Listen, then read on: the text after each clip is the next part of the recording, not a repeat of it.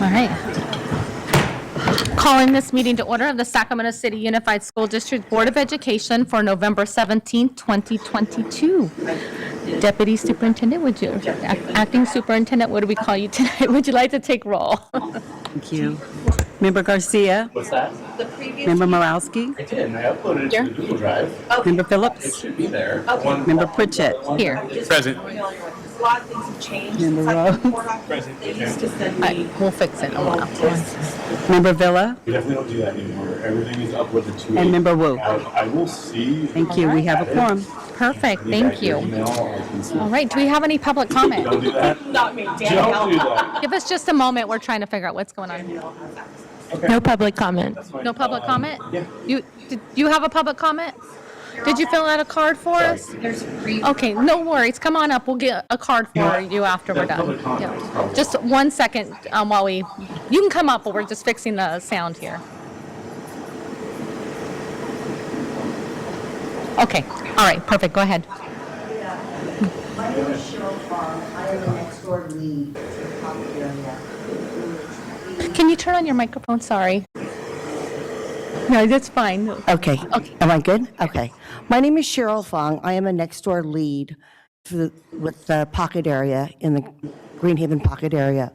And my concern coming forth to you is school safety. About 1 month ago, as you are aware, an incident happened at John F. Kennedy High School where a 17-year-old female student was attacked in her classroom, was pepper sprayed, and she was also pinned down, and there was another item that happened, but it was just not a good situation. Not a good situation for any student to see, not a situation that I would want my daughter to even be involved in. My daughter was actually in the wing that the incident happened.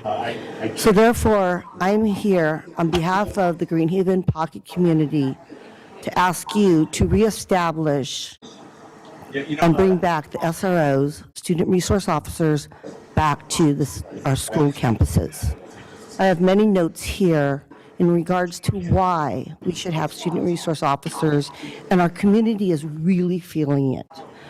Last Wednesday, around 9 o'clock, a car went through John F. Kennedy High School, through the parking lot, and then on Gloria Drive was making doing donuts. There was no way that they could be caught because there was no officer there. So therefore, when I get home, I will put this in next door to try to find out if there's any footage so I can send that to the lieutenants, in which Next Door Pocket has an excellent relationship with Sacramento PD. The reason why we need SROs back on our campuses is because the police presence communicates with the kids. They actually are in the quad, and it helps de-escalate situations that do escalate. One of the big problems, I spent 3 hours at John F. Kennedy High School today, being a John F. Kennedy alumni, was that still some of the gates that are still there, and I'm 56, I graduated in 1984, are still the same gates. So I was floored to find out community members within the community want to go play tennis while the students are in session. That shouldn't happen. The school monitors should not have to regulate the gates, the whole campuses, around the campuses, the perimeter of the campuses. They should be focusing on what's happening with our kids. So I was floored when I found out that someone from the community wanted to play tennis and got upset with the school monitor. Thank you, if you could please wrap it up. Okay. In addition to that, I just have to ask you to please reconsider bringing the SROs back. There are people that are coming onto our campuses that should not be there. And one good way of de-escalating that is having an SRO on campus. Thank you. I appreciate your time. Thank you. And please just make sure you get a card from over here. Thank you. All right. Seeing no other public comment, we will move to close. All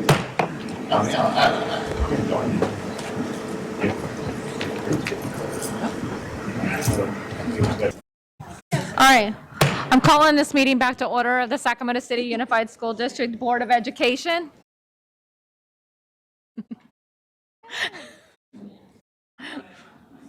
All right. Item 4.1, Pledge of Allegiance. Deputy Superintendent Allen, would you like to lead us? Please stand for the pledge. Salute. I pledge allegiance to the flag of the United States of America and to the republic for which it stands, one nation, under God, indivisible, with liberty and justice for all. Thank you. Item 4.2, broadcasting then. This meeting of the Sacramento City School Board is being recorded in its entirety and will be cablecast on Metro Cable 14, the local government affairs channel on Comcast, Consolidated Communications, and AT&T Uverse. Today's meeting will air Sunday, November 20th at 9 a.m. and Monday, November 21st at 12 p.m.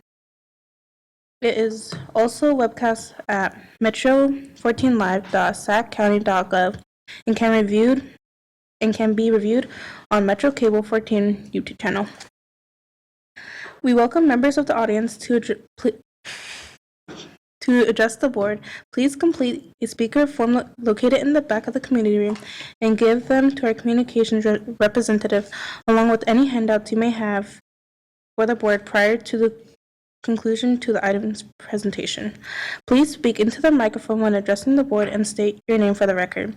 Please limit comments during public comments to items that are not on the agenda. If you do comment on an item that is on the agenda, we will ask that you please defer your comments till your item comes up on the agenda. Please also turn off your cell phones or place them on silent or vibrate. All right, thank you. Item 4.3 tonight will be introduced by Member Morosky. Thank you so much. It's my pleasure to commend stellar student Shabnam Bayat. She's a senior at CK McClatchy High School. So the Assets Program Manager, Maria Jose Solares Luna, nominates Shabnam Bayat as a promising stellar student with many admirable attributes and outstanding academic performance. Over the past 2 years, Maria has had the pleasure of watching Shabnam grow and become an exemplar scholar and agent of change at CKM. The Assets program has benefited from Shabnam's community service and mentorship skills. It's a rare thing these days to find high school students volunteering their time of their own accord with busy schedules, but Shabnam is no ordinary student. Her unique passion and commitment to tutoring and mentoring students has contributed to the Assets program's success. Shabnam has impacted the lives of many students in the Assets program, and we will always be grateful for her service and sense of duty. Congratulations, Shabnam. Thank you so much. Would you like to say a few words? Would you like to come up to the podium and say a couple words? Please.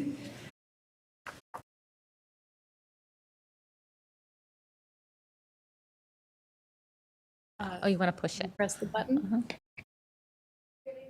Oh, what? Push one more time. Nope, one more time. I think that's it. Okay. Yep, that works. Good evening, everyone. Thank you for the recognition. I want to thank my teachers and my family and Ms. MJ, our after-school program manager, for supporting me on this journey. I will keep working hard to reach my goals. My goal is to finish high school with good grades and go to college to study computer science and business. Thank you again. Congratulations. You want to go down to take a picture, Member Morosky? If you can come up front for a picture.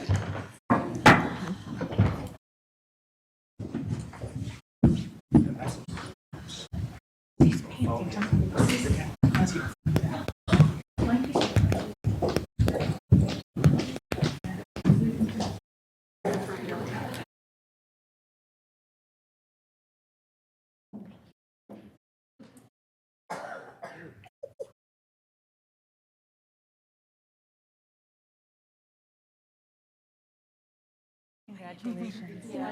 up the good work.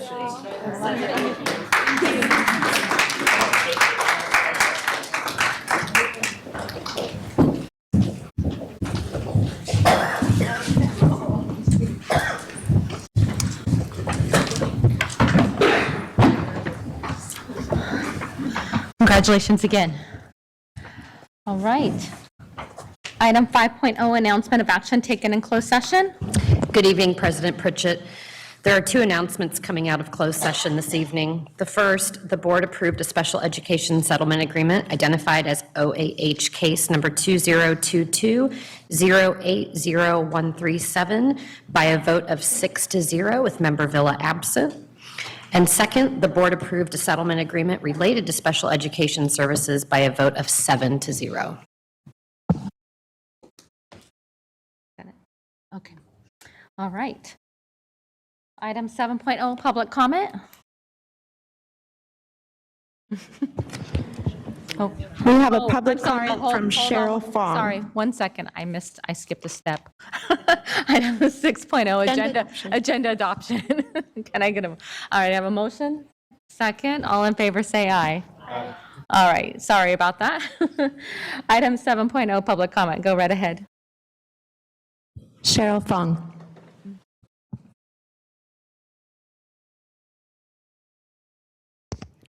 Good evening again, board. As I've mentioned to you, I've come before you with regards to the incident that happened at John F. Kennedy approximately 4 weeks ago. At this point, after my conversation with you, or just talk with you, the benefits of having installing SRO officers back onto campus is to detour of having anyone else besides students on campuses. It is also relationship building within our community. It helps with traffic issues, and de-escalates anything else or anyone else coming onto campuses. It is relationship building within the community.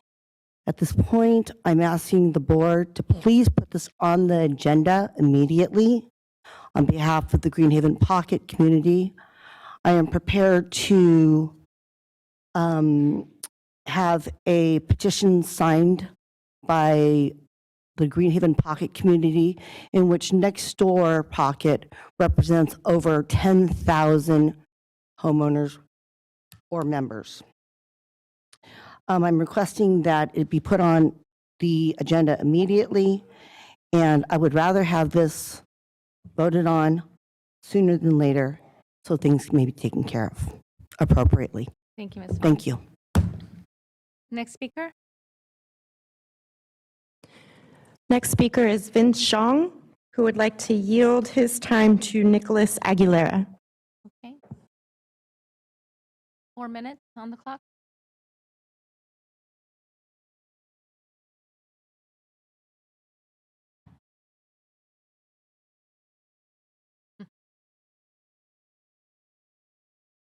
Good evening. Do we just read off? Okay. Good evening, Madam President, distinguished members of the board, Deputy Superintendent Allen, and members of the public. My name is Nicholas Aguilera, and I am this year's elected president of Tiger Society, which is a scholarly leadership council at a YPSA charter school. I'm here with my elected fellow officers, Secretary Galen Nem. Also with us this evening are our principal, sorry, I didn't see you, and parents who are to support our leadership experience. I hope you all are having a great day. I know my day has been made better just by being here to meet you all. We are here tonight to share some great things that are happening at Yape Yeshua Academy and to personally invite you to visit our school and attend our annual Mom Culture Day. Take it from me, you'll have a great time. At YPSA, we go to school Monday through Thursday, 8 to 5. We learn reading, writing, math, and social studies and science, the HET way. 1 hour of Hmong language development, dance, taekwondo, or PE, and 2 hours of Common Core state standards practice from 3 to 5 in an adaptive online program called Movie Max. We learn and use the life skills of caring, cooperation, and problem solving, and many more. We also do hands-on learning, such as dissecting frogs to learn about cells and organs, and go on study trips for being there, learning the experience. And by the way, study trips are one of my favorite things at YPSA.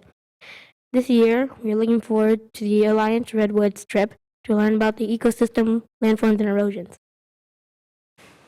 We thank you for giving our scholars the opportunity to have these learning experience for the past 12 years and future years. You'll be happy to know that this month's state release test shows YPSA increased about 7% from the previous year. For example, its meeting and exceeding standards in ELA increased from 33% to 2020 to 2021 to 40% in 2021 to 2022. Similarly to math increased from 20% to 28%. We invite you and district leaders to see us learn at our school. Also, please come to our annual Hmong Culture Day on December 22nd to get a more in-depth experience to the district's Hmong New Year celebration event, which will be held tomorrow here at the Cerna Center. And just so you know, I've been at YPSA from kindergarten all the way to 6th grade. Yape Shoa Academy has made me the scholar that I am today, which gave me the skills and confidence to lead as the president. I am also the product of your decision to approve Yape Shoa as a school. Thank you in advance for your consideration to visit us, and we look forward to seeing you. Thank you. Perfect. You did a fantastic job. From one president to the next, to you, you are quite the leader. Could you please make sure that the information is sent to our board office so we can get that on our calendar? All right. Go shake her hand. Yeah.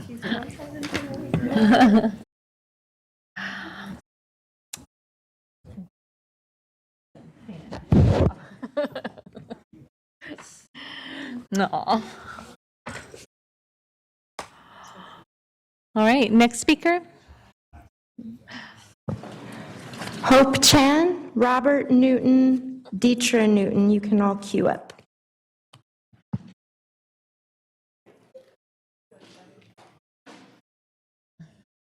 Come on up to the microphone.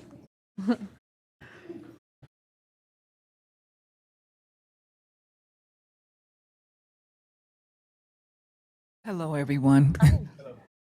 You want to go? No, hope you. Okay. So we come on behalf of William Land Elementary School, and we came to advocate for the Mandarin Immersion Program. And each of us have something to say, but are you ready? You can go, sweet peas. No, it's okay. Hi, my name is Hope Chan. I am a sixth grader at William Land Elementary School. I am in the Mandarin Immersion Program. 大家好，我叫陈欣欣. I have been in the Mandarin Immersion Program since kindergarten, and I do not live in the district. My parents purposefully transferred me to SUSD so that I could be an MIP. It is really sad for me that we don't have a pathway for MIP in middle school or high school. This means that a lot of us who transferred into the district will be looking at transferring back to our home districts. It also means that the hard work we put into for these 7 years could be for nothing. Since language is something that can easily be lost if not used, I really hope that you will consider using some of the excess budget to expand the various immersion programs throughout the school district. Chinese 1, 2, or even 3 or 4 are not going to challenge MIP students or help us increase our language fluency. We need a real pathway forward. Please help us keep learning. Thank you. Thank you. Isn't on? Okay. Hello, my name is Peyton Newton, and I am a sixth grader from William Land Elementary Immersion Program.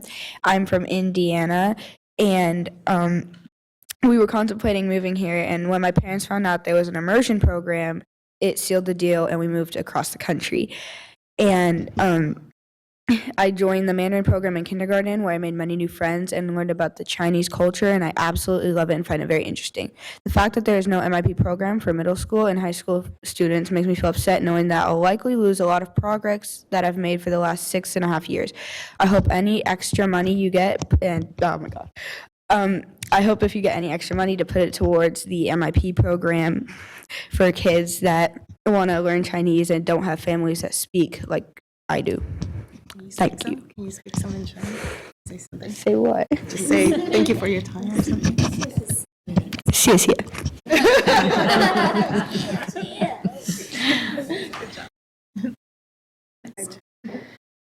Hi, good evening. My name is Virginia Ty. I'm a parent of a 4th and 6th grader at William Land. I'm here tonight to discuss continuing the Mandarin immersion program through secondary education, and specifically through Sutter Middle School and West Campus High School, where most of our William Land graduates attend. We are now in the 15th year of this extremely popular and successful program at William Land. There's 5 classes that have matriculated onward from William Land, and it was so amazing to see how much Mandarin they learned and their oral fluency at the end of 6th grade. But it's a real loss that these classes did not have the opportunity to continue their Mandarin education through the Sacramento public school system. It's really an unfulfilled promise that we gave them. Let's not make this loss any greater. The vast majority of students wish to be able to continue their education at a higher level, and the parents support this endeavor.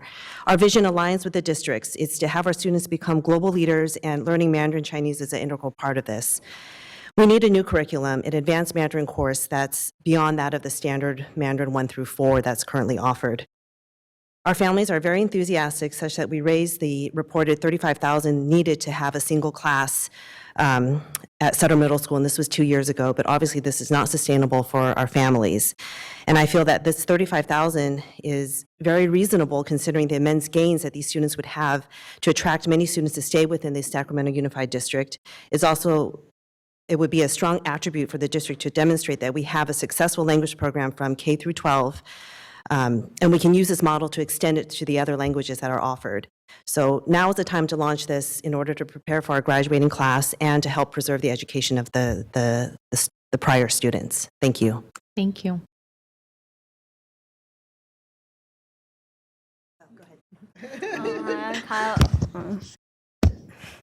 I'm Kyle Tang from in 4th grade at William Land Elementary, and I'm really glad that I learned Chinese, and if I don't keep on learning it after 6th grade, I feel like I won't be able to use it as much, and I'll forget it, and I won't know how to speak it anymore.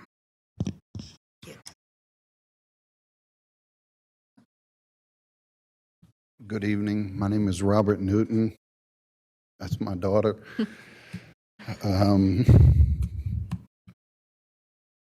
You just don't know how hard they work.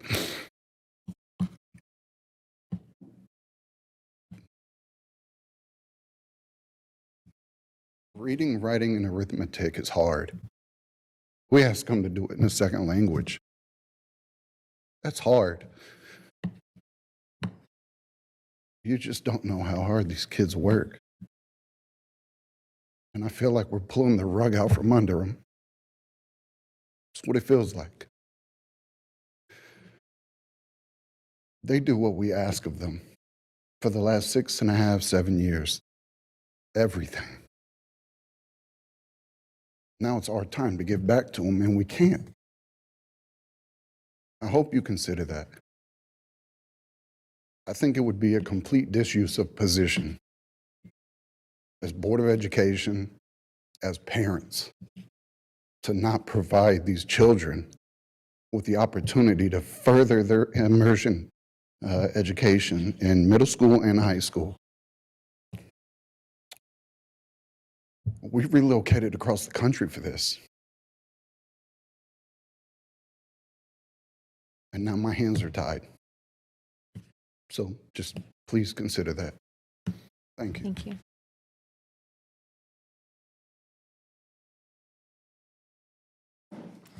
Hello, my name is Alan Korematsu, and I am together here with my partner, Amy Bond.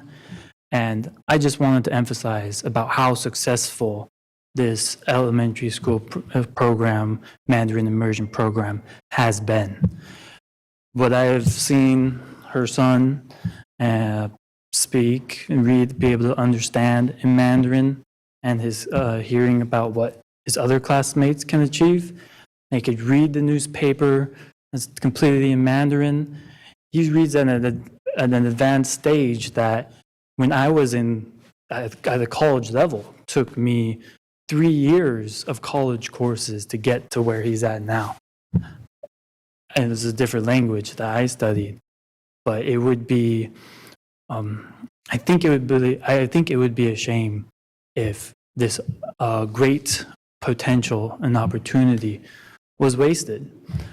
If you don't use it, you lose it. If people don't continue their skills, continue practicing, and I believe it is, your job as educators to provide these students with the best tools that you could provide for them. And this program, it's amazing in what it's already achieved and what it can achieve in middle and high school. I think it can be truly amazing and a wonderful thing for these students to have. So, thank you. Thank you.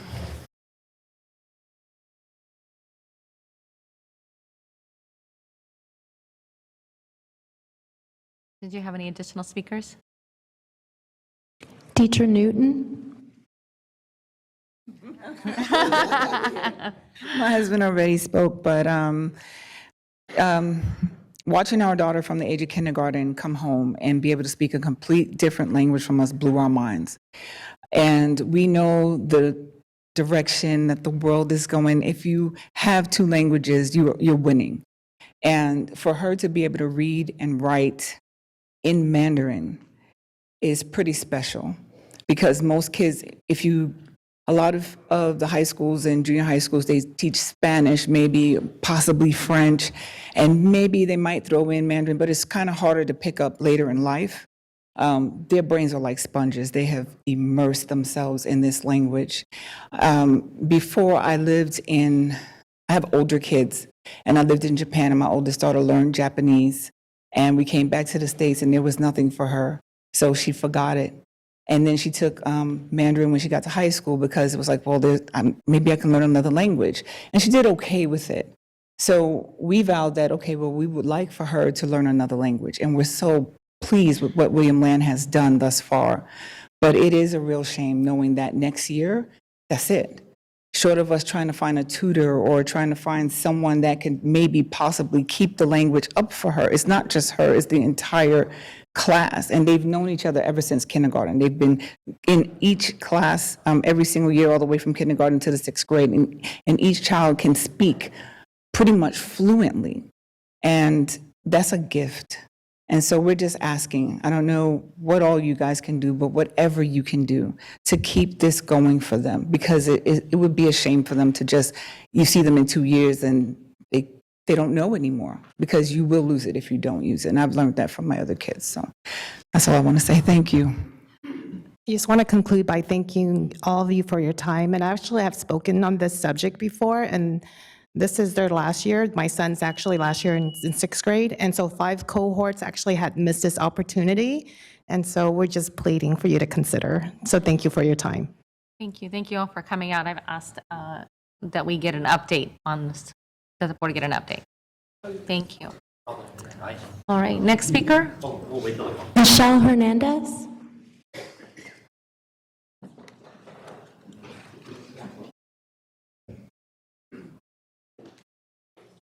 Good evening.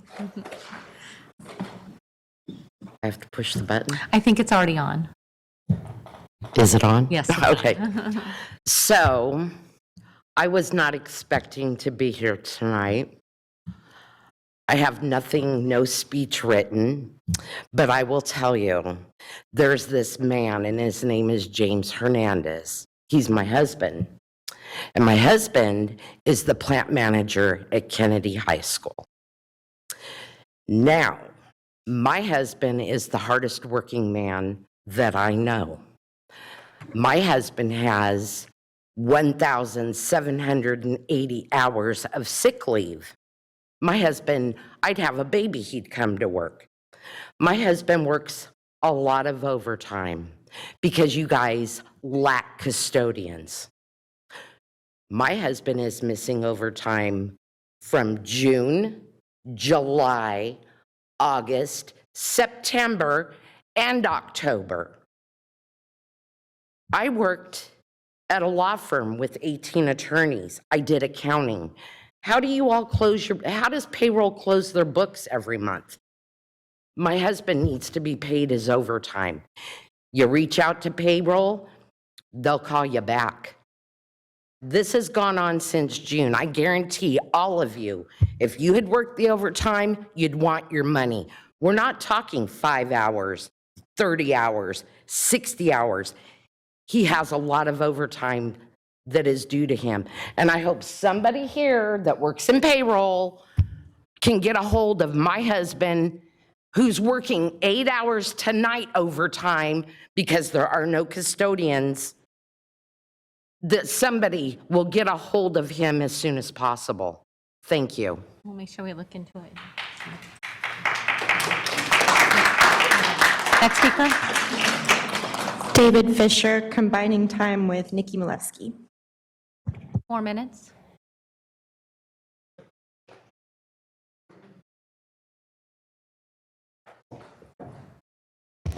Good evening, David Fisher, President of the Sacramento City Teachers Association. Before we begin with prepared remarks, I will like to say that every week we receive dozens of phone calls and emails about pay. People have not been paid for all kinds of things since last year. They're paid wrong. Their payroll doesn't return their calls. It's an epidemic in this district, and we've been trying to get the district to have the accountability to deal with it for a long time. So I totally empathize with Mr. Hernandez and his wife, but it's widespread and epidemic. We've never seen it quite as bad. So at the last school board meeting, school board member Phillips was absent, but you all unanimously approved a resolution that you knew was incorrect. Unanimously. Board President Pritchett, board members Garcia, Morowski, Rhodes, Villa, and Wu all approved a resolution that, quote, sufficient textbooks or instructional materials were provided to each student, end quote. You approved this resolution after you were informed by both district staff and teachers that are in the classroom that it wasn't true. Ed Code requires the school board to make a determination of, quote, as to whether each pupil in the district has sufficient textbooks or instructional materials in each subject consistent with the content and cycles of the curriculum framework adopted by the state board, and to identify the remedy for insufficiencies, end quote. The staff summary of the resolution stated unequivocally, quote, 100% of the schools had sufficient textbooks and instructional materials by the 8th week of school, per Education Code 60119, end quote. In her deconstruction of the resolution, School Board President Pritchett explained that it was okay to approve the resolution because, quote, 100% does not actually appear in the resolution, end quote, even though it is in the summary that describes the intent of the resolution. Apparently, even though the resolution states, quote, the Sacramento City Unified School District has provided each pupil with sufficient textbooks and instructional materials aligned to the academic content standards and consistent with the cycles and content of the curriculum frameworks, end quote. To her, I guess that was a loophole whereby the school board could approve a resolution that you knew was false. Therefore, she urged the board to approve the resolution, and you did, unanimously. The SUSD School Board's core beliefs include the following, quote, we believe that all people value open, honest, and timely communication and collaboration. We believe that all people want to be held accountable and rewarded for their contribution to the attainment of common goals, end quote. So I'll just end with a simple question. How do you as a school board intend to hold yourselves and the superintendent accountable for the lack of honesty, lack of communication, and lack of collaboration? By the way, the teachers who spoke at the last meeting after you voted and it said that 100% of the students had their materials still don't have their materials. Thank you. I don't think we can for the dais. It's not on the agenda. Yeah, okay. Next speaker. Yumiko, who is yielding time to Yolanda Padilla.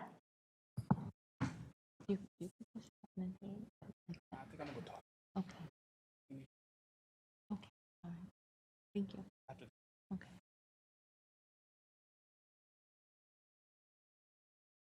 Good evening. Evening. My name is Yolanda Padilla. I'm a preschool teacher. The question is, what's going on with child development? 20 years ago, I began as an early Head Start home visitor for a teen parenting program, working in their homes, keeping them in school, educating them to be parents, eliminated. I was an early Head Start teacher, working with infant toddlers. That was my specialty. The program eliminated. Letitia, you signed it off, February of 2019. I was one of those teachers. Our family partnership, where is it? Our SELs, Patty, Delarice, Lala, gone. Our mental health, Jen, David, John, Valerie, followed the steps of Sherman, worked in the homes, worked in the classrooms with us. For 10 years, I worked with David Alamán here. I credit him for a lot of that, what I do in preschool. Our leadership, passion with children, Deb Merchant, Aida, their passion to help these kids and back us up. What happened? We have Melissa Seegers and Christina Rosalie. Lack the passion, lack to even help us as teachers to help these families. These families are not here. I'm here. I work at Parkway,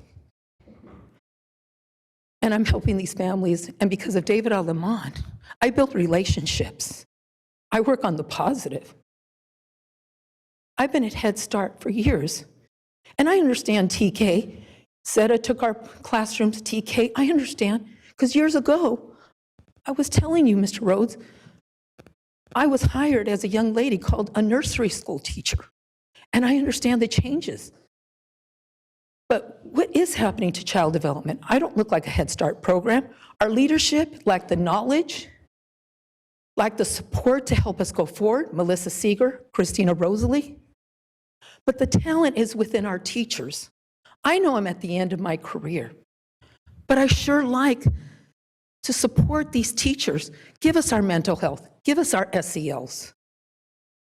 What happened, Letitia? We don't look like a Head Start program. And the TK next to me, where's their support? I work next to TK. Do the principals know about 0 to 5? So what about child development? Where are we? We're down to the skeleton. We need leadership to expand us, to support us. We need your help. So we just need your help. We need to start looking like a Head Start program. This is really, for where we were 20 years ago to now, we're supporting the families. It's me. Just supporting these families, supporting these children. So we're hoping to get the board's support to open up their eyes on child development and TK too, to bring us together. But we also need that leadership. We need our mental health, which is very important. We need more support in the classroom and start looking with that family partnership. Start bringing back our resource teachers, our family partnership, and our mental health. It's so important. But thank you very much. Thank you. Thank you. Next speaker. Krista Triplett.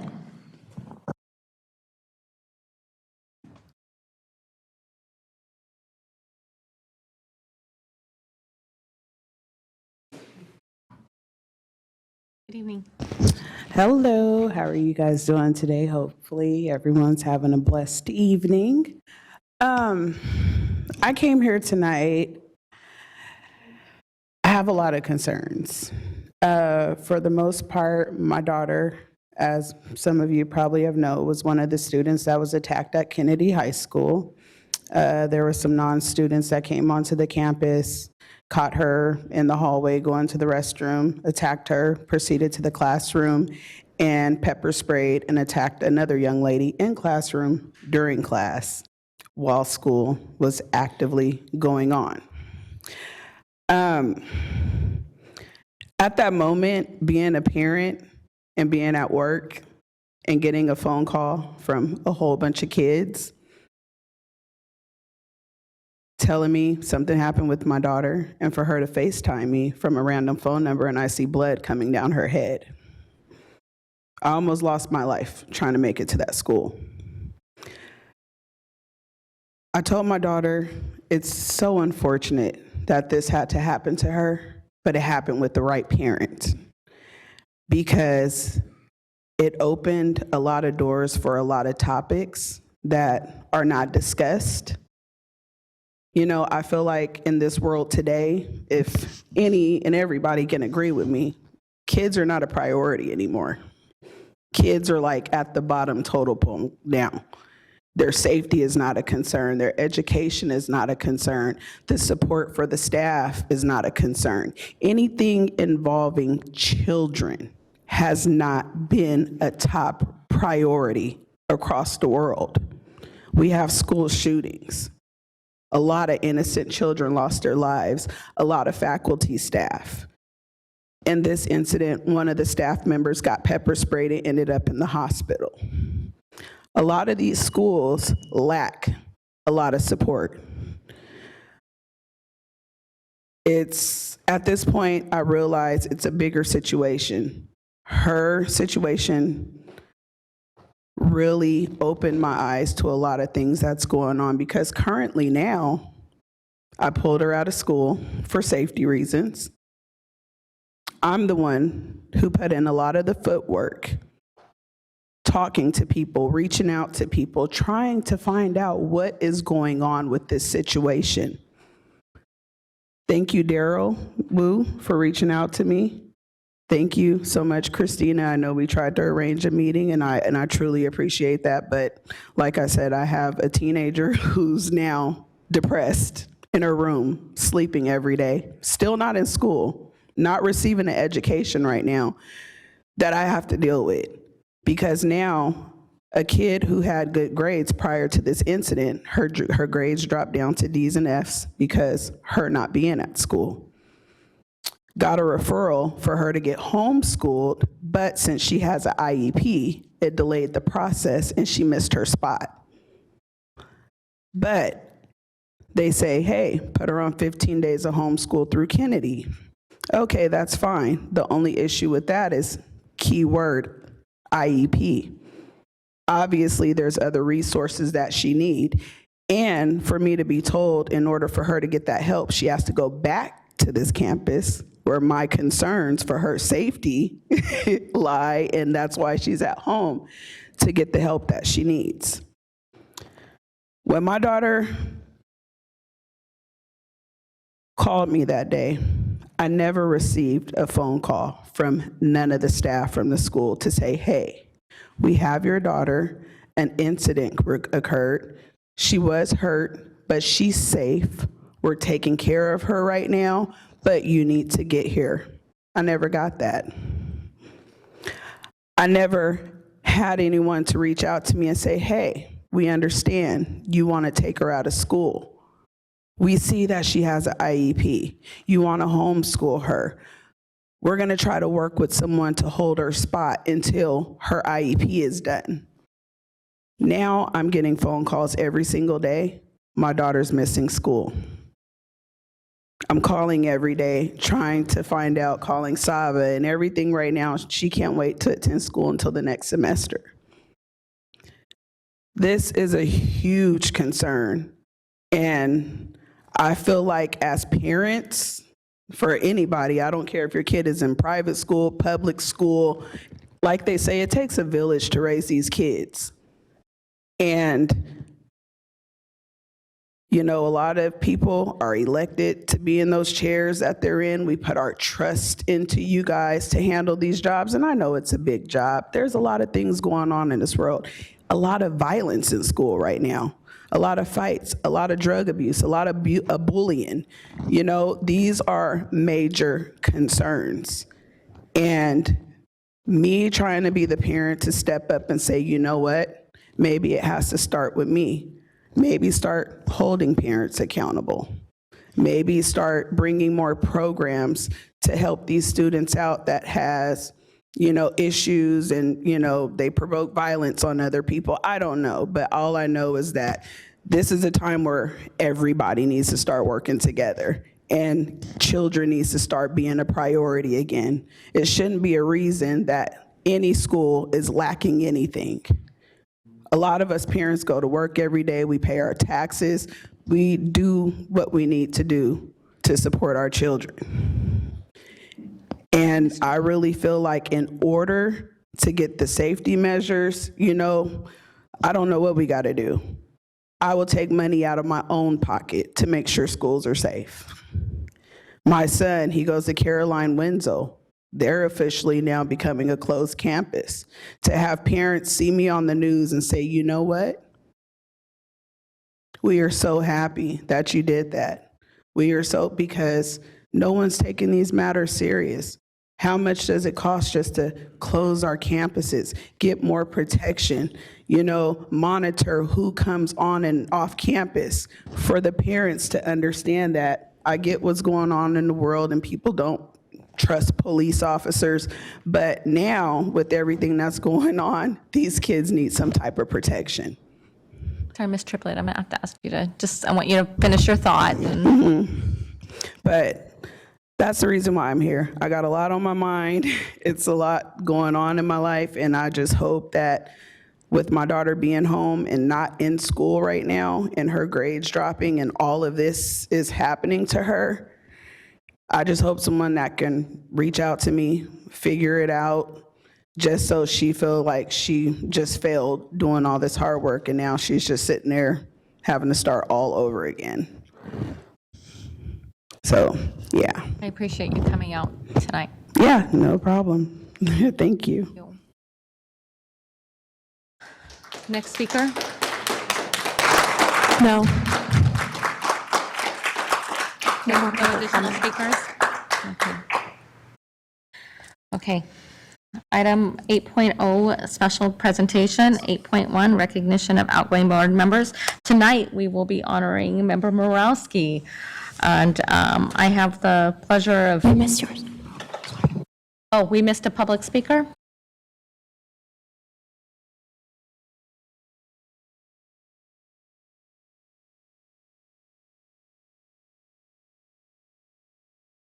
John Myers. Okay, all right, we'll get back to 8.1. Go ahead, Mr. Myers. Good evening, Board. I think I'm with the Mandarin Immersion Program. I have a 5th grader that's doing really well in the program and wondering what he'll do when he gets to 7th grade. And I have an 8th grader that was part of the, John Myers, by the way, that was part of the parent-funded program last year. And, that's been pulled away. I can't say anything better than what these speakers said, especially the young people. I think they spoke very eloquently on the value of the Mandarin Immersion Program. So I'll just kind of do some cleanup here. I think we've tried really hard for a number of years, and I think especially in the last 6 months to 9 months, we've reached out to many board members, and it's been very, very difficult to get a response.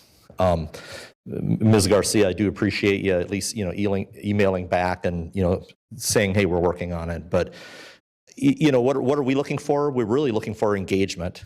I think we're hopeful that there might be a first meeting tomorrow afternoon at William Land, but we're really looking for, continued discussion. I think this is important, and I don't think this is a, us versus the board thing. I think this is a program that's, you see how amazing it is, you see how diverse it is, you see how academically rigorous it is to go off and learn Mandarin. And for us parents to try to figure out what our kids are doing for their homework. I think we really got to recognize that you have a stable, long-running program that's doing really well, and you have a great opportunity to build on that and make it really like a center point of Sac City Unified. I think we need some wins in this district. This is one that we should chase after, and we really hope that we can hear from you on a regular basis and we can keep this discussion going. So thank you very much. Appreciate it. Thank you. Any additional? No more public comment. Okay. All right. Back to 8.1, recognition of outgoing board member. As I was saying, I have the honor of honoring our board member Morosky this evening. Board member Morosky joined us 4 years ago on this board, and we spent a lot of time as board members together. And we've been through some good times and bad times. We build relationships. And the impact that you have made in Sac City will go on. You have been a great asset to this board, and I hope that you recognize that. So I didn't prepare anything, and maybe I should have, because I consider Lisa not only as a colleague, but as a friend. We grow close to each other. So just thank you for the time that you've had on this board, and I look forward to seeing you outside this room, spending some time with you. So with that, we have a beautiful apple for you. And I'll read to you what it says inside. It says, this glass apple is hand blown. Air bubbles inside the blown glass are referred to as seeds. They are common and unavoidable. Because these pieces are crafted by hand, each piece may be slightly different, much like our board and like our students. Seeds will not be consistent and may vary from apple to apple. So with that, I'd just like to say thank you for your time. I know this is not an easy time, but it should be a happy time of the impact that you've made. So with that, I'll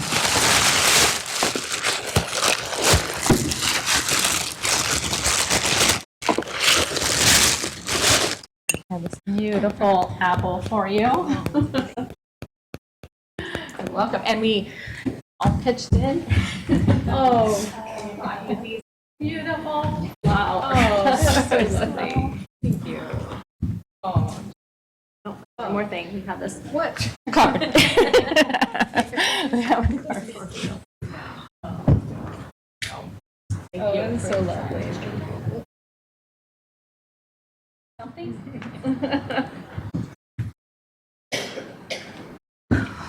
Would you like to say something? Yeah, thank you so, should put in a comment card. Thank you so much. Thank you so much. That's super heartwarming, and thank you for the green apple and the lovely, that's really, really sweet of everyone. I just, since this is my last opportunity, to take a little privilege here. This has been such an amazing honor I don't know. I'm soft on democracy. Like I think this is an amazing thing to be able to be chosen by your community and try to represent their interests and be up here and be able to do that. It's just been the honor of my life. So I just appreciate the opportunity to serve. It's not been an easy 4 years. We've had challenges that have been unrelenting, and I'm really proud of the way we've faced those challenges together as a board. I came here to stand up for the needs of children and our community, and that's what I've tried to do for 4 years. I think some of the things that I'm proud of, I feel like there's a lot of work to do, always, and oftentimes we don't hear about our successes, but we've come a long way in 4 years. And we've stabilized our budget. We've made some really hard decisions to prioritize our students. In terms of academic, we have a long way to go given COVID. We were starting to make some gains before that, but we've expanded TK, we've expanded after-school program, we've adopted new science curriculum. We are adopting our new social science and history curriculum, which is way overdue, but we're doing it now. We've maintained successful programs like HISP. We've implemented multi-tier systems and supports across our district, or we're in the process of doing that. It's evidence-based. It will get the kids what they need. In terms of arts programs, we've done a ton for social emotional support. We are, adopting arts policy and an arts plan. We've partnered with Wide Open Walls, and everyone should come out to Bret Hart this Saturday to see that transformed. Facilities, I know, Member Garcia, President Pritchett, and I, worked on the bond campaign together, and we secured from our constituents of Sac City $750 million in bond funds to transform a lot of our district. We're rebuilding 3 schools from scratch and rehabbing a lot of other things, which is amazing. And we have a comprehensive assessment of all of our facilities across our district.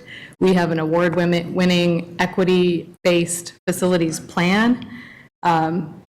Lots of stuff on health, wellness, and nutrition that I'm proud that we've done over the last several years. And especially with the facilities, the Central Kitchen and Floyd Farms. With our COVID response, that's just one of the things that we've done over the last 4 years. We've led with science, and I'm proud to have been able to be up here and lead with science and data and public health first. We took action to try to get our kids back in the classroom as much and as soon as possible when it was safe. We've done a ton on community engagement. We've reached out for our LCAP process way more than we ever had before. We did community budget forums when we were having the fiscal crisis, and that was something that was driven by the board. We did visioning sessions at Bret Hart. I had hosted myself a huge series of listening sessions in 2020 to hear about folks' experiences with distance learning. And now we launched the Seal of Civic Engagement. We just improved inclusiveness and outreach. We have our Reimagined School Safety Task Force, African American Advisory Board, Task Force on Renaming Schools.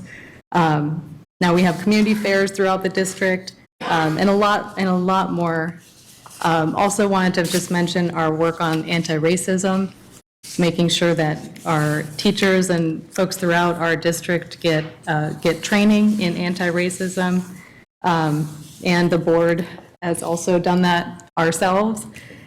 And finally, just working with our employees, offering first-in-class benefits and fair compensation is also a point of pride. So just to my fellow board members, remember, like I said, this is not an easy job. It is full of trade-offs. We have to stay focused on the needs of the kids, and that's what I'm really proud to say this board has done over the last 4 years.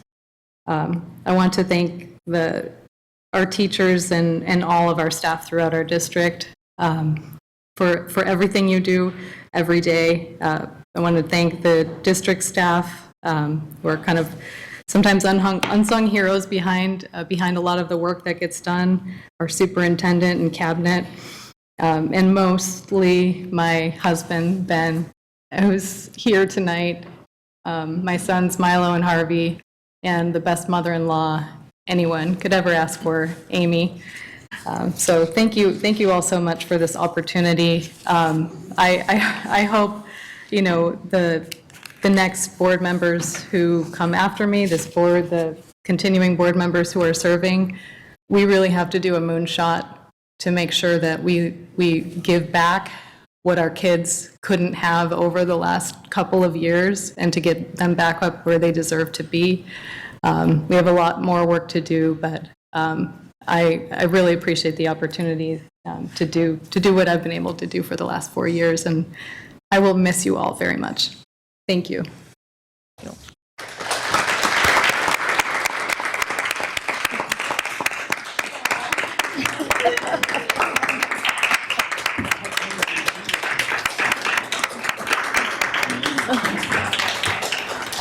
Do we have any public comment? All right, do we have any board comments?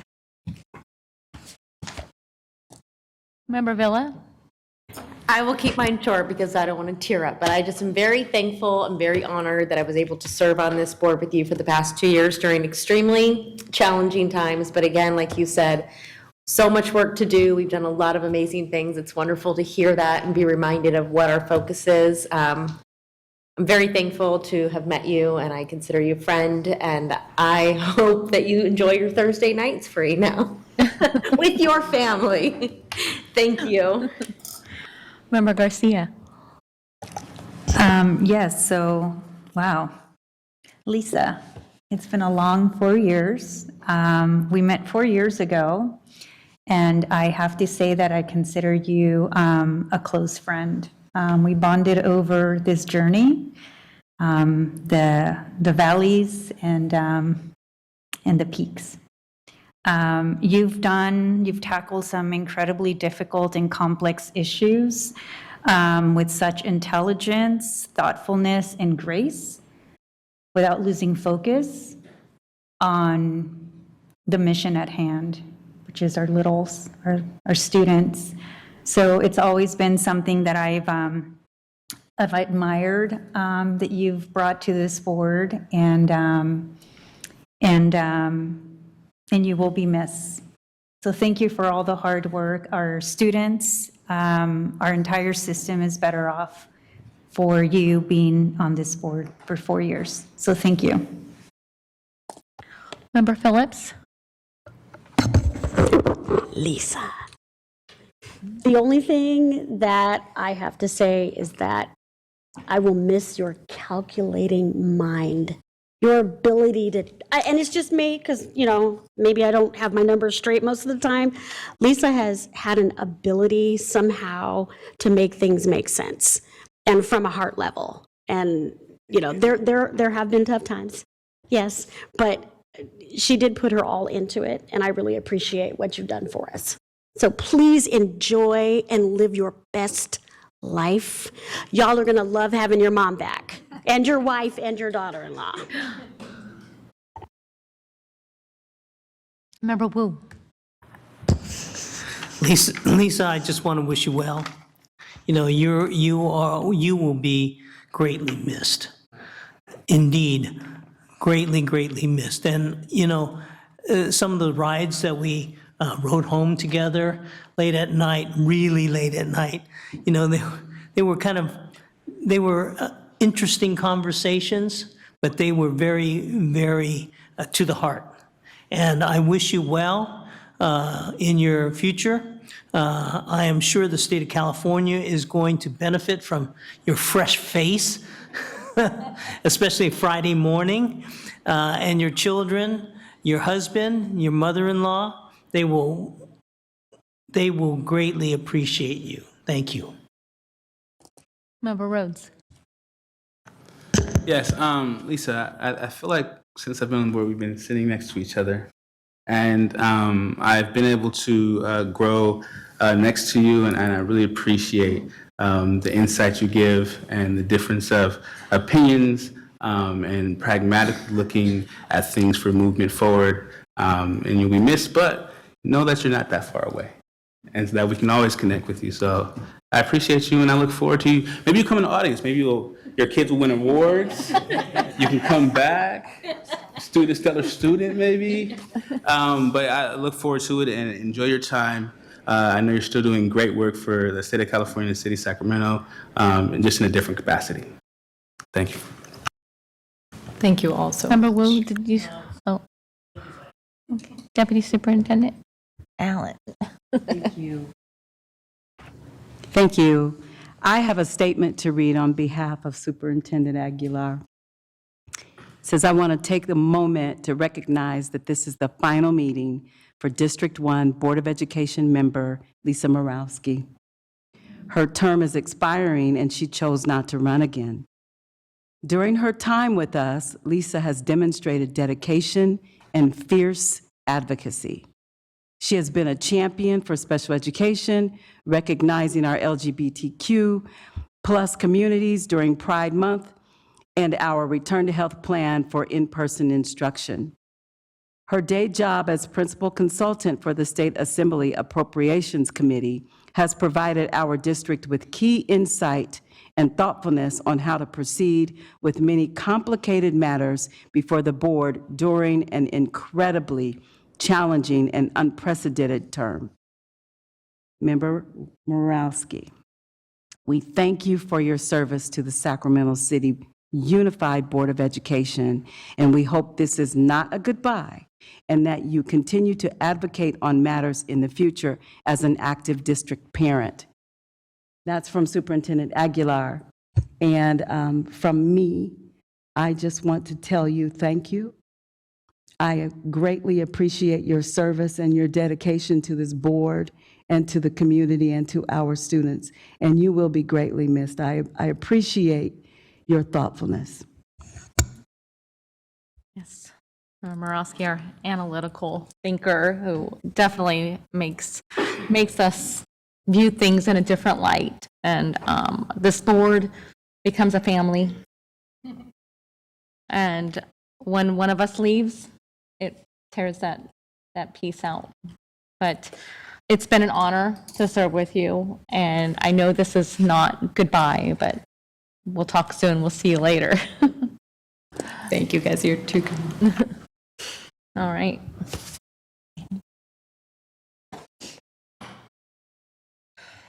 Okay. Item 8.2, college readiness update. Christina Espinoza. And you guys are not Christina Espinoza.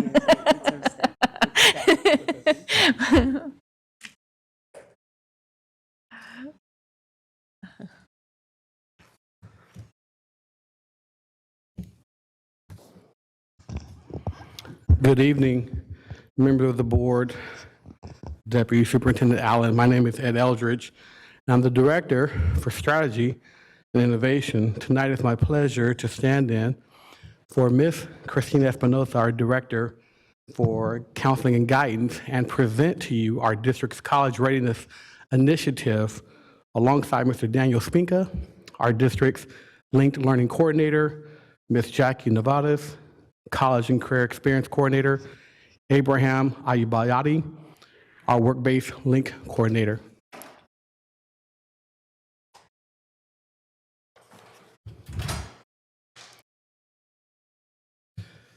In SUSD, we understand that every system is perfectly designed to get the results that it gets.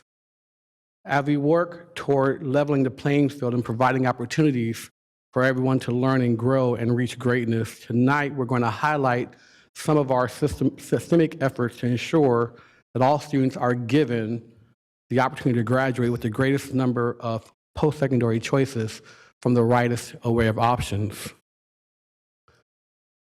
So helping to guide and focus our work around ensuring that all students graduate the greatest number of options, we have put together and working as a district on a portrait of a district graduate.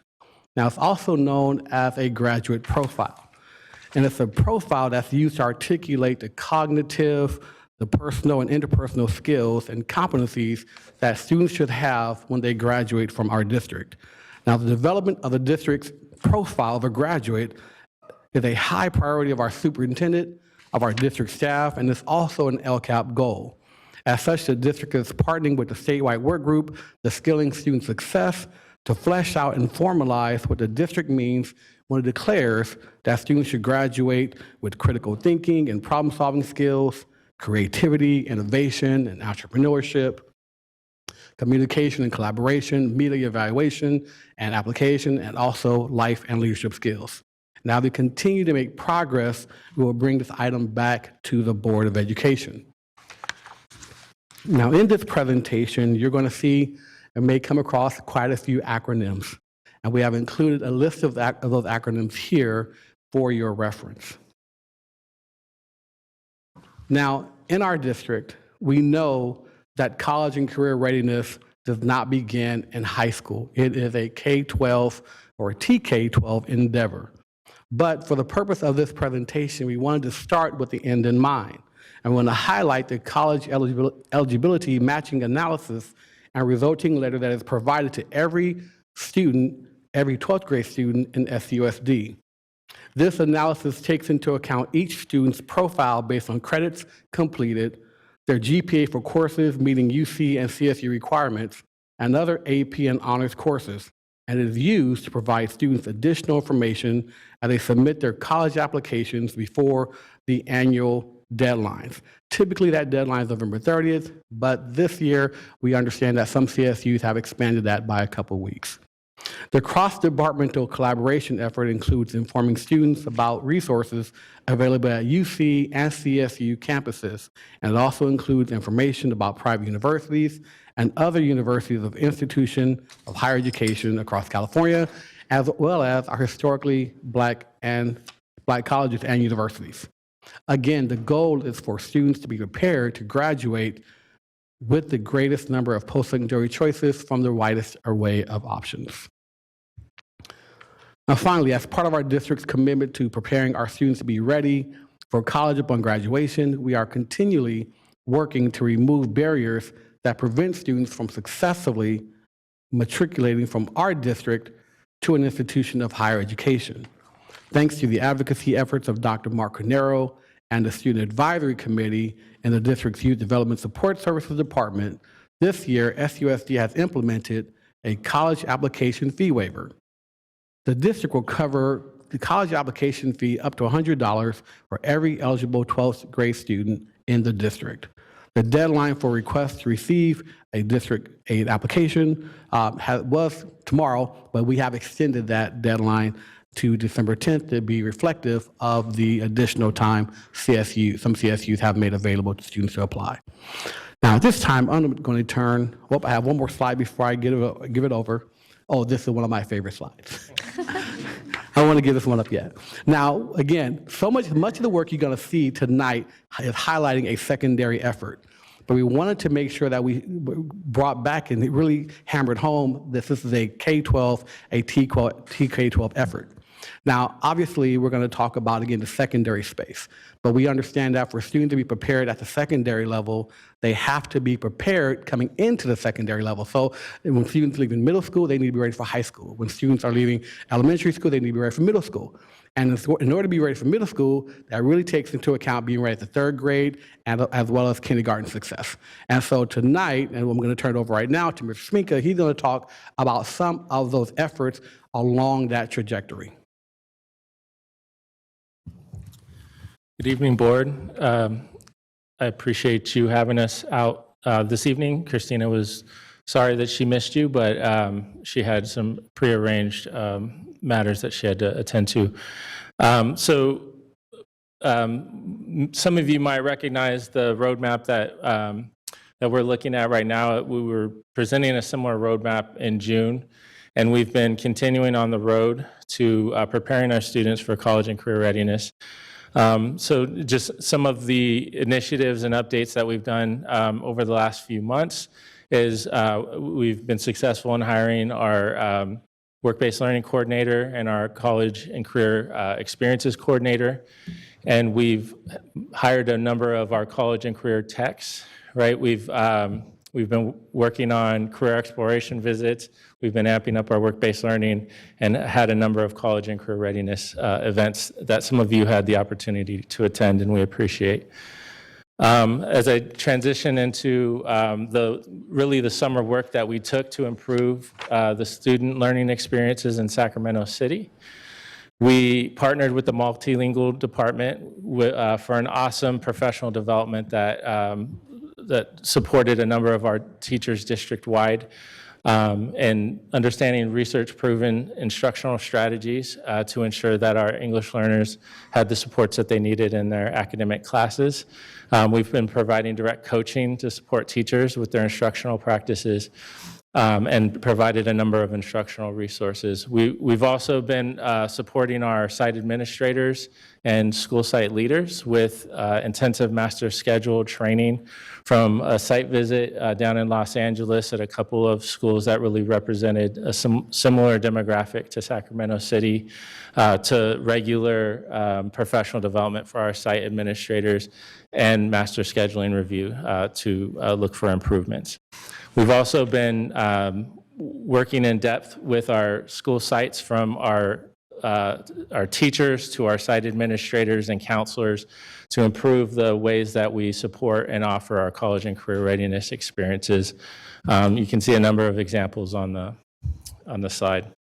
I'm going to invite Jackie Navarro up here to kind of share some of the college and career readiness experiences that we've had. Great. Thank you, Daniel. Thank you, board, for having me. I'm really excited to be returning back to Sacramento City. I was here for 10 years, and so as soon as I got the first opportunity, my daughter graduated from Elk Grove, which meant I could come back to Sac City. So I'm really happy to be here, and I was even more excited to start my work here with the HBCU fair. I'm an extreme advocate of our HBCUs, and so I was very delighted that we had such a good attendance. We actually had, over 300 students attend, but we had 3 that got full rides, so that was wonderful. I then was able to take part in creating our college and career fair, and so that's not only exposure, but it's expanding our students' minds, looking at industry, looking at post-secondary options, helping them to have some hands-on experiences, and we did a lot of things by including our community in that. We actually had a vaccination station.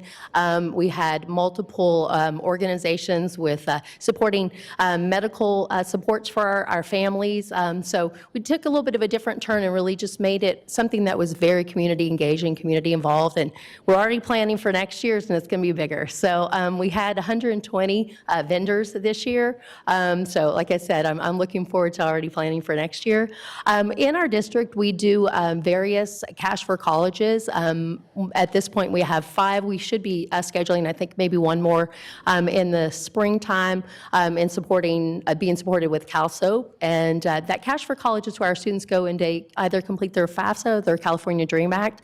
And it's really delightful to hear that Rosemont had a 300-person attendance to one of those this year. So we're really just pleased to be able to activate our students' college and career opportunities through exposure and through financial opportunities as well. So thank you so much. Thank you. Thank you, Jackie. So as we move into our fall initiatives, this is work that we're currently in action on supporting. So one of the other kind of proud accomplishments that we've had this year is we had our first in-person advisory council to support our college and career readiness initiatives just a few weeks ago. And we had 18 attendees from outside of our department come from industry professionals, SCOE representatives, community college representatives, and just really a wealth of perspectives that came to the table to look at our data, look at our initiatives, and give us input and feedback. We've had optional summer professional learning. We really tried to double down this summer on supporting our teachers to kind of re-enter the classroom. A lot of us know that instruction took place in person last year, but we also saw how impacted it was and know that it really couldn't be what it could be, right? And so we really doubled down this summer in trying to support teachers and have everything that they need to go back into the classroom and provide high quality education. We also had some integrated student leadership opportunities, such as the State Seal Civic Engagement that was mentioned earlier, and our CTE leadership organizations. So another collaboration that we've been working on enhancing is our partnership with Los Rios Community College. We will be having an upcoming event through collaboration and support. Our teachers from Sac City and our community college partners are going to be coming together and looking for ways to align and really kind of digging into the work, which we're really proud of. I want to take a moment to kind of introduce to the board Abraham, who's our work-based learning coordinator and great asset, along with Jackie, to our college and career readiness department. I'm going to kind of hand these 2 slides over to him. All right. Thank you, Daniel, and good evening, board. Thank you for the opportunity for us to share out the work that we've been doing with the College and Career Readiness team. We define work-based learning as an educational strategy in which our students get the chance to interact and interface with industry and community partners so that they could take part in authentic real-world activities. A couple of the priorities that we have for work-based learning this year, for the rest of this academic year, are career exploration visits, as well as guest speakers. Career exploration visits go a step beyond field trips because they really are structured tours in which our students get the opportunity to visit a facility and also engage with employees, ask them questions, pick their brains, learn what it takes to flourish in that specific industry sector. For guest speakers, these are people that volunteer from various career sectors and get the chance to speak to our students about their academic journeys as well as their career paths. This could be done either in person or on Zoom. What we want to do with the time that we have left on the next slide is highlight some of the work-based learning experiences that took place last month. In October, we had the pleasure of partnering with Dean Peckham and the Sacramento Valley Manufacturing Alliance. And as you can see there, we hosted a pretty good amount of manufacturing tours in which many different companies in the region opened up their doors, welcomed 8 of our high schools, participated in 9 tours. Students got the chance to really explore the manufacturing industry, learn about production and assembly, engage with those employees, participate in career panels, test out some of the equipment that was being manufactured. And all in all, as you can see there, we had 8 manufacturing companies with 8 high schools that participated in 9 tours and 190 students that attended. These are all work-based learning experiences really designed to help our students on their path to graduating college, as Ed said, with the highest number of post-secondary options. Thank you. And so as we move into the spring, we're trying to continue this momentum that we've been on over the last several months. We're, kind of building off of what Abraham presented. We're really trying to target specific industry outreach. We know some industries in our district have had a wealth of support over the years, and some have not, right? And so we're trying to make sure that we support those industries and support the students who also haven't had the opportunities over the years. We're offering college application workshops. I'm going to let Jackie speak to in a moment, providing FAFSA and DREAM Act workshops, expanding college campus visits, and again, we're really focused on increasing career visits for Sac City students, as that's also a transformative work-based learning experience that can really move kids forward. So I'm going to let Jackie kind of expand a little bit on the college offerings that they're working on. Thank you so much, Daniel. So, so as I said, we've partnered with CalSOAP, which is Sac County Office of Sac County Office of Education, in coordinating multiple Cash for College workshops. Oftentimes there's alternate languages that are provided for those workshops. We do at each of the campuses, all of our counselors have coordinated a college application workshop, CSU, UC, and looking at a private as well as a financial aid workshop. So that's an expectation that we're really happy that our counselors and our counseling departments have met. We also are looking at in the spring coordinating some campus visits. So we're really trying to be very strategic with our campus visits, wanting to have our students have exposure to our local community colleges, CSUs, and an additional either UC or post-secondary being private, maybe like one of the UOPs. So we're really trying to broaden our students' horizons past just what maybe their neighbor did or maybe their sibling did. So really trying to bring that into a larger, larger scheme of their thought processing. Thanks. And so we just want to close tonight with really bringing us back to the Sacramento City core value and guiding principle.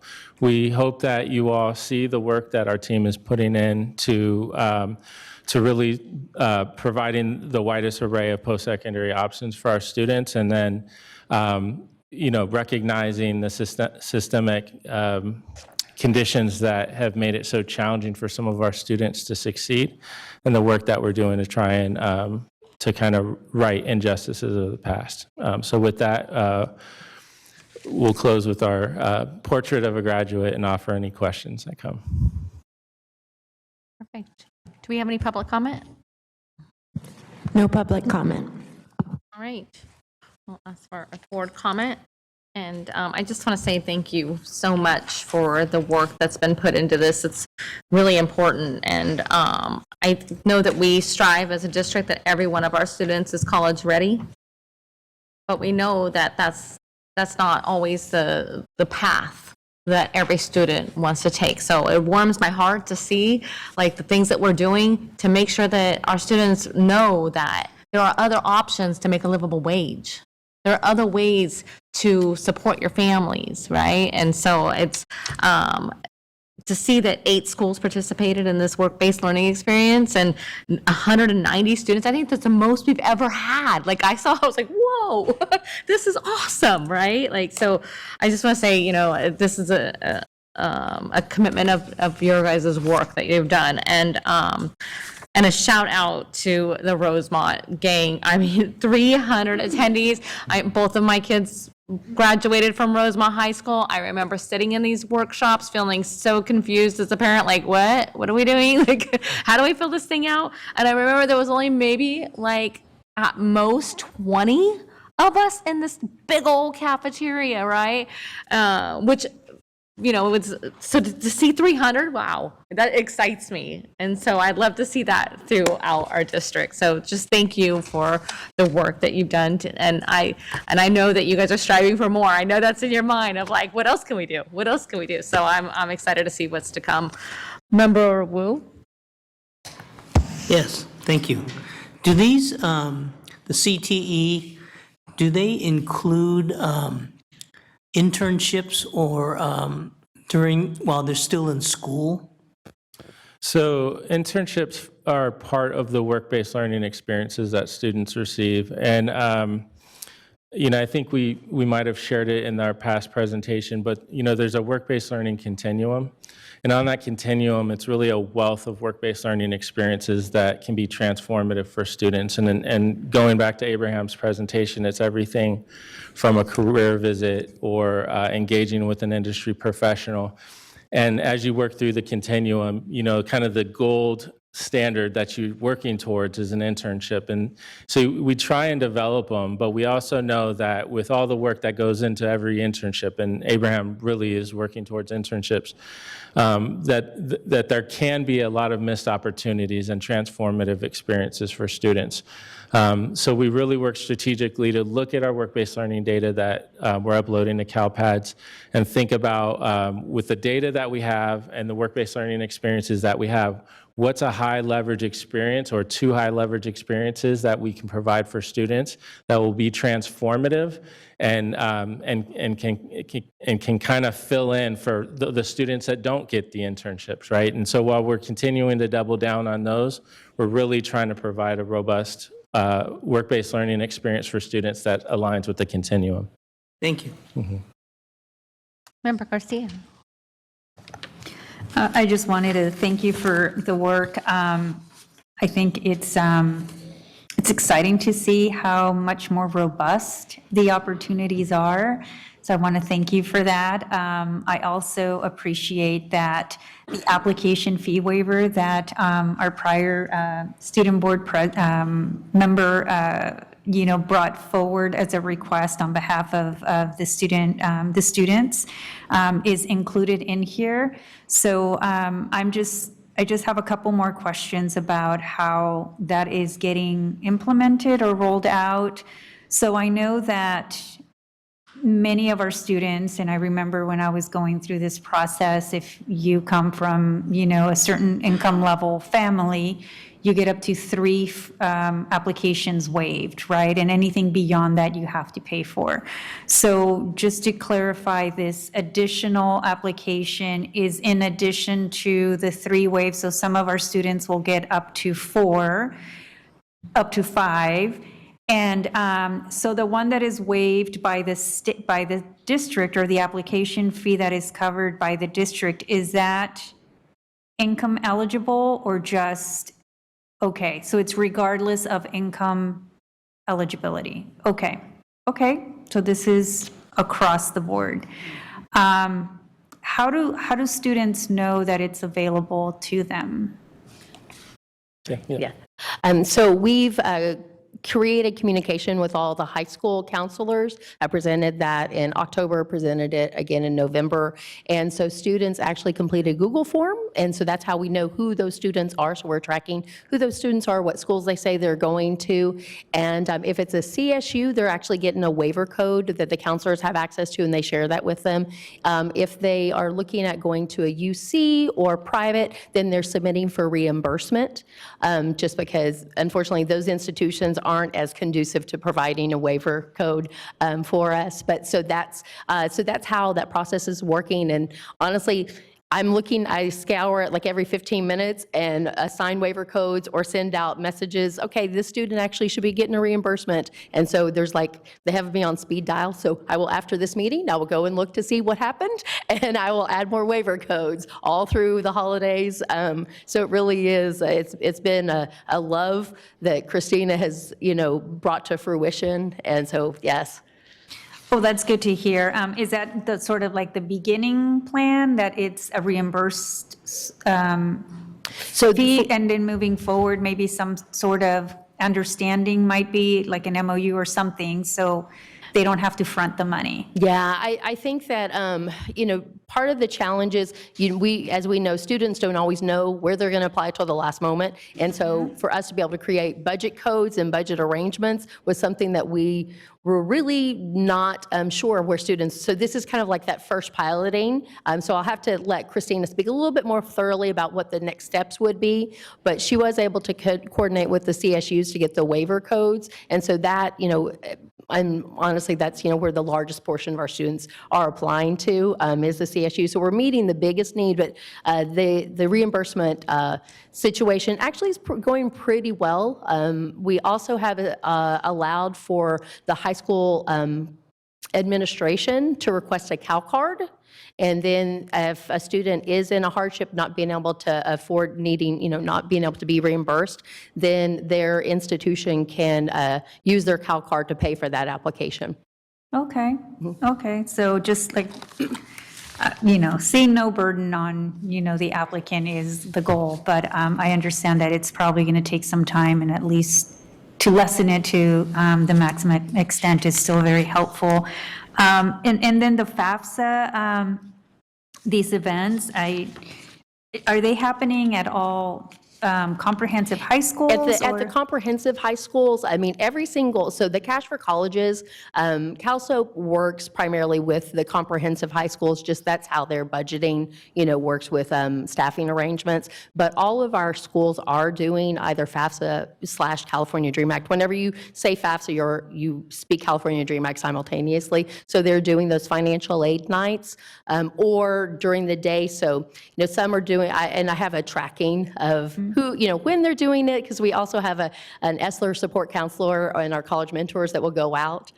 So everyone is doing them at just like every different school. It's a little bit different times when they do them, so that varies. But yes, that's something that's taken place at all the schools. But the comprehensives are doing the Cash for College events. Okay, I just remember being a volunteer a long time ago at some of these Cash for Colleges. I think these were like on a Saturday all day. We got some special training, but just helping the families and the students fill those applications out. They were just incredibly moving, and just the experience and for the parents or guardians, how college is now more attainable because they're filling out this very intimidating form application that they're the first ones navigating this process. So it was just really moving.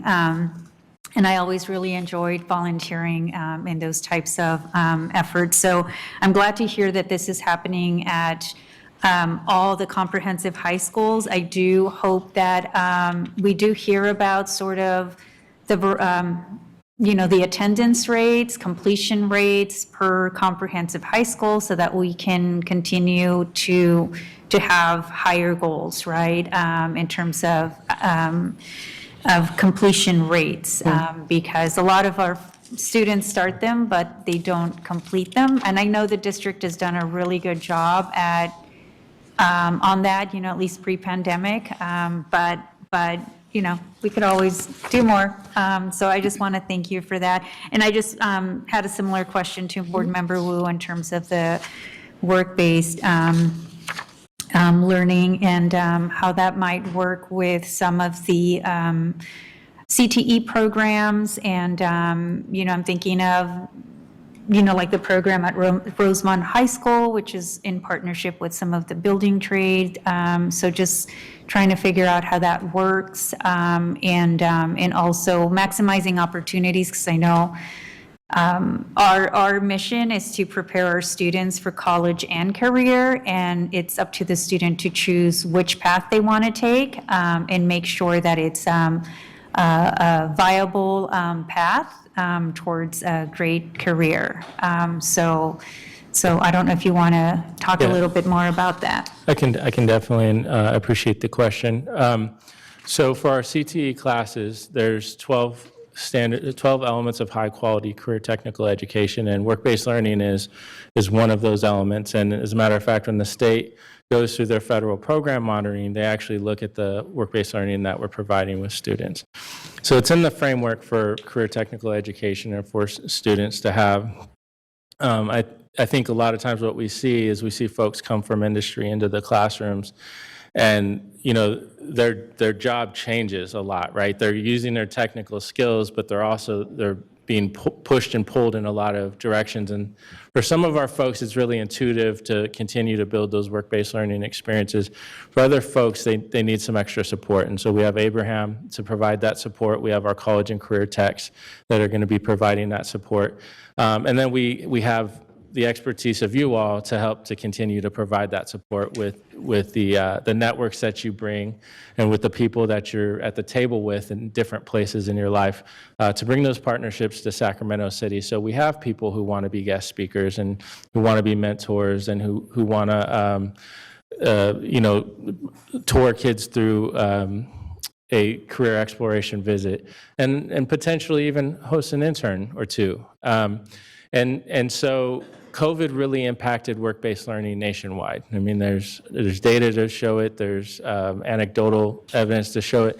And so we're in a similar place that a lot of districts are at, where we're trying to rebuild, and we think we have a really solid start. Our advisory council was one really good example. I'm going to kind of invite Abraham to fill in any gaps that I might have left out with that. Yeah, no, I was just going to add to that. In addition to our advisory councils, we're creating spaces throughout the year to connect with industry. So Jackie and I have been working on our virtual coffee chats, where we invite different industry partners, those that attended the HBCU Fair, College and Career Readiness Fair, and just let them know this is Sac City Unified School District. These are our goals. This is how you can partner with us, and really work on how we can have that mutually beneficial relationship with our industry and community partners. So we're being extra intentional this year of creating those spaces of partnership, letting people know what our goals and our priorities are, and then inviting them in according to what their capacity is. And there's, one last note on that. We're also looking for untraditional ways to provide the work-based learning.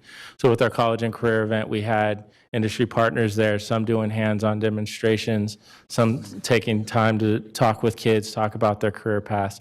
So we're looking for every opportunity that we can get to provide the work-based learning. And as this district provides more and more, we'll have to get more innovative in how we support folks. Yeah, and just two other quick comments. The master scheduling, I know that is absolutely critical to create access, especially, for like ninth graders, right? To make sure they have the opportunity, even 10th grade, 11th grade, just so that they complete that whole sequence. And I also just wanted to just thank you for the pursuing the dual enrollment MOU. I think we're one of the last districts in the region to pursue that. It's something that I'm looking forward to our students having, because this is just a critical opportunity for them to have the opportunity to graduate with college credits, so that they can they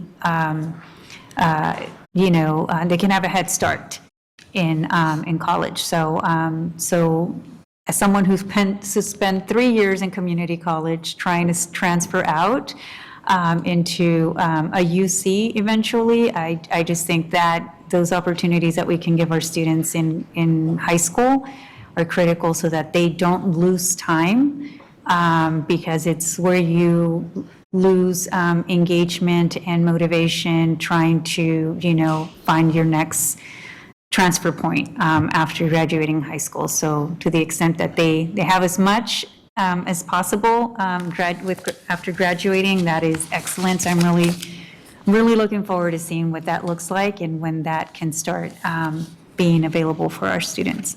Thank you. Thank you.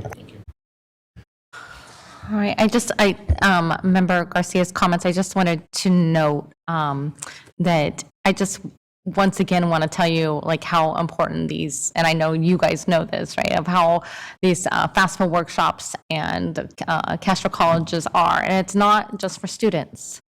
The parents that are sitting in the room, sometimes it's their first generation, the students are first generation of looking to college.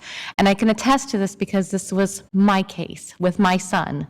I was a teen mother. Yes, I'm old enough to have a 30-year-old. I remember sitting in that room, and we weren't, in complete poverty, but I didn't think we could afford to pay for college for my son. And I went through the FAFSA process with him and saw that he was eligible to be able to go to school, to be able to get an education.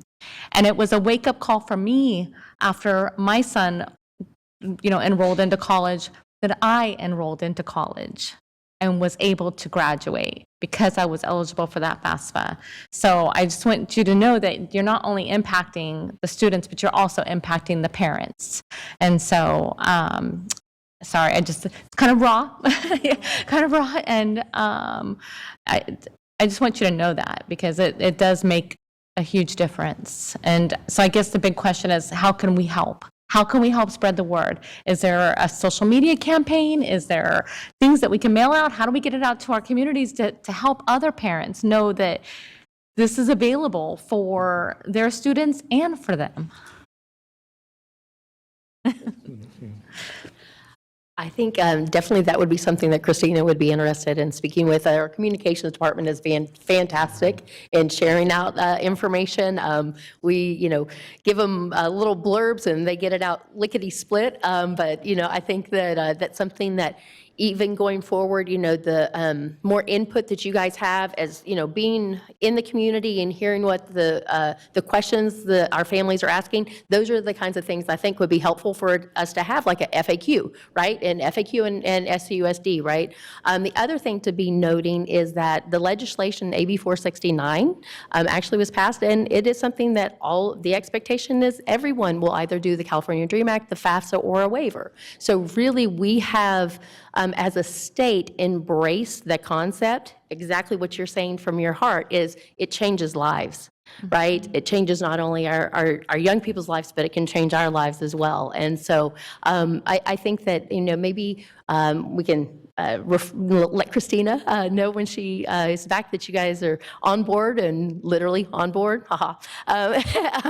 And I'll be playing here all night, folks. But that you guys are on board to support us in whatever ways that you guys can. And we really know your voices are strong and powerful. Your community's listening to you. So if we can harness that beautiful, power and voice, it's going to be helpful for us. So we'll definitely bring that back to Christina. Thank you so much. I would love to see some type of social media campaign. Many of us are connected to our neighborhood associations, which has, Great idea. hundreds and hundreds of people that are on social media to be able to push it out through them so they know that these are available. And for the paid college applications, I think that, just thinking back to me at that time, I would have thought, I would never be approved to be able to, right.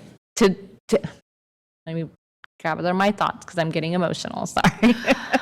At that time, I would have thought that I couldn't afford to pay for more than one or two applications, even, as my kids are going through college. So the fact that we're helping even that just right over that poverty line of people that think that, they're not completely in poverty, to help them apply. So it's very, very right on. Yeah, it provides a sense of freedom to families. Exactly. Yeah, I'm sorry, I'm a loss of words, No, but I'm very I'm tracking emotional over it because I just bring myself back to that day. So Thank you so thank much, you so President much for your Pritchett. work. Thank you. All right. Thank you so much. Thank you. Have a wonderful evening. You as well. All right, item 8.3, SUSD, instructional materials adoption process and history, social sciences adoption updates. Good evening. Good evening, board members. Thank you for having us tonight. Erin Hansen, Assistant Superintendent for Curriculum and Instruction. I'm joined this evening by Dr. Shannon Pella, our Director of Professional Learning for ELA Literacy and Humanities, who is also overseeing our History Social Studies adoption currently. You can move on to the next slide.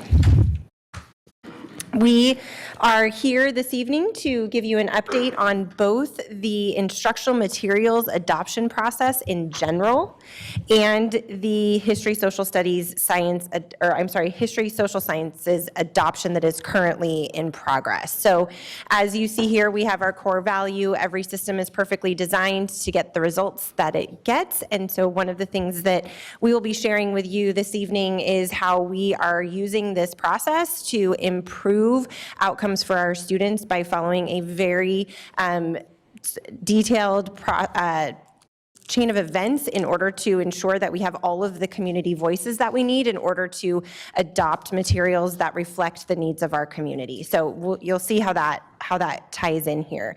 Next slide, please. Quick glossary of terms. I will highlight these as we go throughout, but just a reference for you to look back to.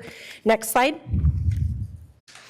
So this is our instructional materials adoption process, and what we are going to do this evening is very quickly go through with you what each step of the process looks like. So if you would advance to the next slide, I will start with the process as it begins from the California Department of Education and the State Board of Education.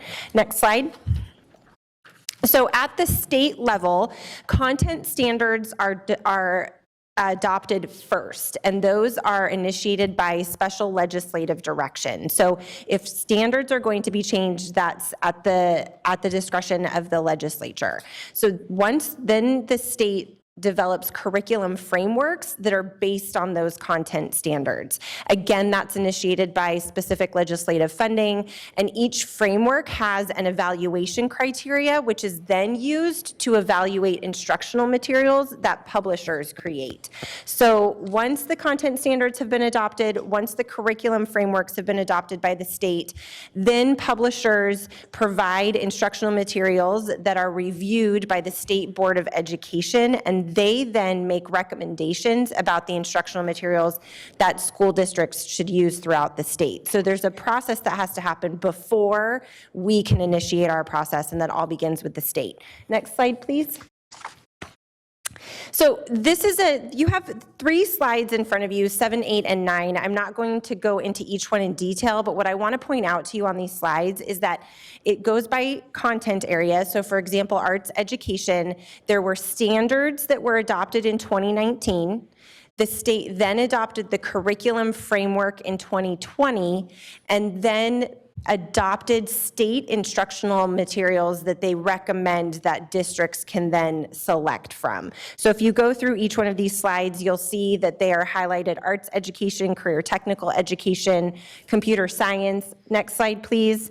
You'll see also ELA, ELD, health, history, social sciences, math, model school library. I'm sorry, all of a sudden I couldn't see that. And on the next slide, we have physical education, science, and world languages. So these are just here for reference in terms of when the state adopted the standards, when the state adopted the curriculum framework, and then when the state made their recommendations about instructional materials. So that's the state part of the process. Next slide. Our process is dictated by our board policies 6161.1. So you have a copy of that in your packet, as well as a link here. Next slide. So our first step is that we do a regular review of our cycles of current adoptions, and that is done as a collaboration between the Curriculum and Instruction Department and Library Textbook Services, which is also housed in the C&I department. Next slide, please. So in general, K-12 general education materials are adopted every 8 years based on the CDE and State Board of Education standards and frameworks, and we do those in all of these subject areas.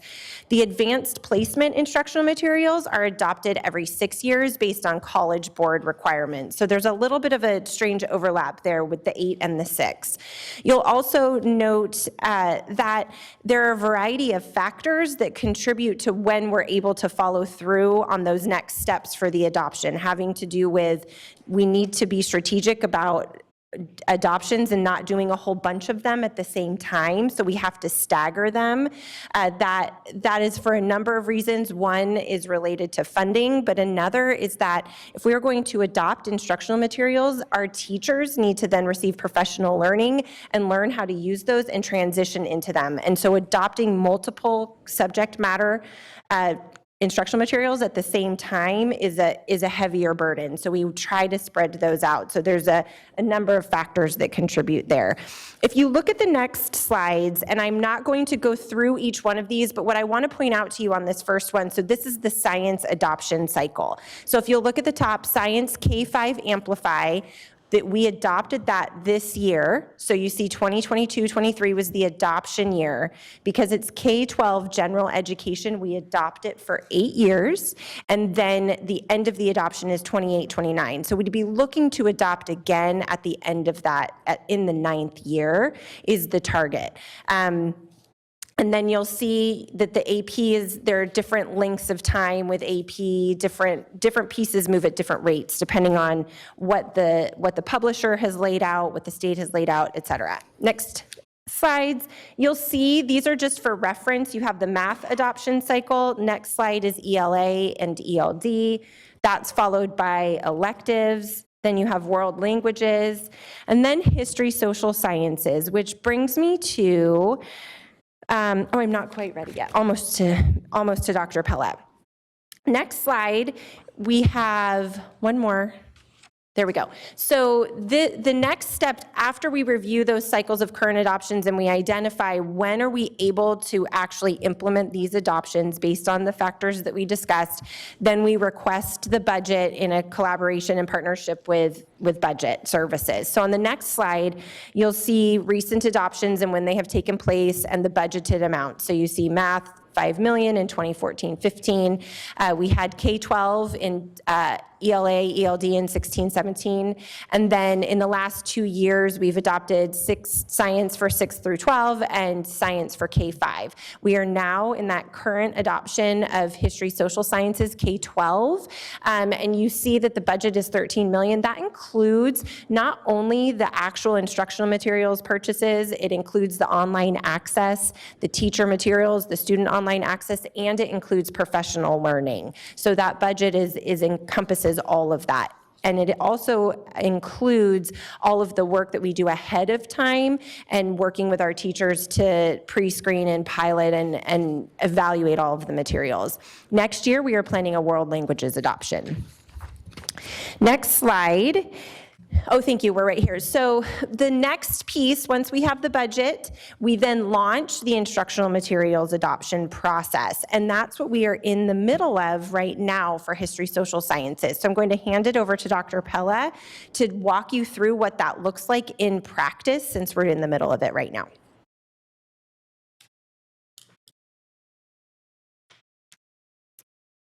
Thank you, and good evening. So the next slide, please. The current history, social sciences, instructional materials adoption is guided by our board policy, which states that evaluation committees must be made up of teachers, administrators, and staff with subject matter expertise, broadly representative of our district's ethnic and socioeconomic composition, and a majority of the evaluation committee must be teachers. Next slide, please. The process and timeline for our current adoption began in May and June of 2022 with outreach to SCTA leadership, all K-6 teachers, and history, social science teachers of grades 7 through 12. All teachers that submitted an interest form were invited to participate. In July of 2022, participating teachers conducted an extensive pre-screening of materials, narrowing from 5 or 6 programs down to 2. This was accomplished by consensus. Participating teachers are currently engaged in the piloting process, which began with training for piloting teachers from the program curriculum trainers. Each teacher was provided a class set of textbooks and consumables for each student in their piloting class. Teachers were also provided access to digital materials. Each program is piloted for 8 weeks, in which teachers teach at least 4 lessons from the program and provide evaluation and feedback for each lesson. Next slide, please. We provided a copy here of the letter that is standard for all curriculum adoptions or instructional materials adoptions, but this one is specific to our history social sciences process. Next slide, please. There are 77 piloting teachers from a diverse representation of schools in our district. And this slide breaks down the schools that K-5 teachers are piloting, 6 through 8 teachers, and the high schools in which we have 30 piloting teachers. Next slide, please. During the pre-screening that took place in July, 2 programs were selected for piloting for each grade band, and the current programs for K-5 are Pearson Savas and McGraw-Hill. For grades 6 through 8, Pearson Savas and Discovery Education. And for grades 9 through 12, teachers are piloting Teachers Curriculum Institute, or TCI, and McGraw-Hill. And if you notice in the top row, the programs that they selected from, those are all State Board of Education reviewed criteria, as Aaron discussed earlier. I mean, they all went through a State Board of Education criteria review. So they narrowed from those 5 or 6, down to the 2. Next slide, please. So the criteria for teacher evaluation was drawn from the CDE 2017 History Social Sciences Framework and are organized into 5 categories. The teachers evaluate based on whether or not the instructional materials are aligned with state adopted standards. They evaluate how the programs are organized, the assessment in universal access tools and content, and how the instructional materials support planning and supporting kids. Next slide, please. The teacher evaluation also is based, the teacher evaluation that's based on the criteria that I just discussed in the previous slide also includes student surveys, evaluation and assessment of student learning by looking at student work and analyzing the student work, an anti-racist, anti-bias survey, a final exit survey, community outreach and input, and then we will bring to you our recommendations, or teachers' recommendations, for your review and approval. And to note that all evaluations, surveys, community outreach, and input all contain opportunities for our teacher participants and our community input participants to evaluate the 2 program options through the lens of the Black African American Advisory Board's recommendation that we adopt and implement curriculum that reflects the Black African American experience. Next slide, please. Community input is also guided by our board policy, which states that all recommended materials shall be displayed and available for public inspection at a central district location. So from December of, from this coming December through February, the print materials for all programs will be displayed in the upstairs lobby here at central office with QR codes for community input. Links to digital materials will also be provided through our communications channels. And we are looking forward to bringing the adoption committee's recommendations to the board for consideration and approval in March. Thank you. Thank you, Shannon. Next slide, please. And we've added this slide in. It's what happens after the adoption takes place. And I know there have been some questions about instructional materials and how those are fulfilled. And so we wanted to just take a moment and share with you that our library textbook services team, who works at the warehouse, has a very strict protocol that we follow every single year. So in February, our site leaders receive an inventory and forecast forms that they then complete based on their existing inventory of materials and their anticipated enrollment. And those go back to LTS, Library Textbook Services. LTS then analyzes those inventory needs, the enrollment forecasts, and they place orders for instructional materials in the spring. July through August, they receive and inventory those, and then in August and September, they distribute those instructional materials to sites based on the inventory and forecasts from March. What happens then, so at the sites, oops, we're almost done. Site staff then checks the instructional materials out to teachers and students so the LTS is able to monitor the inventory at sites. Ongoing, though, is that any time a site does not have what they need, they go to this website, Library Textbook Services, and they can request materials through that process. And when they do, it's directed directly to LTS, who then reaches out to the site to confirm the need and then delivers the materials. So that's the process. As soon as they get the request, they work to fulfill it immediately. So that is, last slide, I think that is our last one. That's from a different slide deck, but it should say questions and answers. So we are here to answer any questions that you have this evening. So we'll step aside for public comment. All right, public comment? We do not have any. All right, do we have any board comment? Member Morosky. Thank you so much. That was really, really helpful. And I'm just sad I won't be here to adopt this, but thank you for your work, and I'm so thrilled. So thank you. Member Garcia. Yes, this was very helpful, just following sort of the journey from the state to the classroom, right? So I did notice in just going through the lists, many of these, the dates are either, so I'm trying to reconcile sort of what we heard today, the process, et cetera, with what we heard last week, that there were some, foreign language books that were like 20 years old. So just trying to figure out how do we bridge that?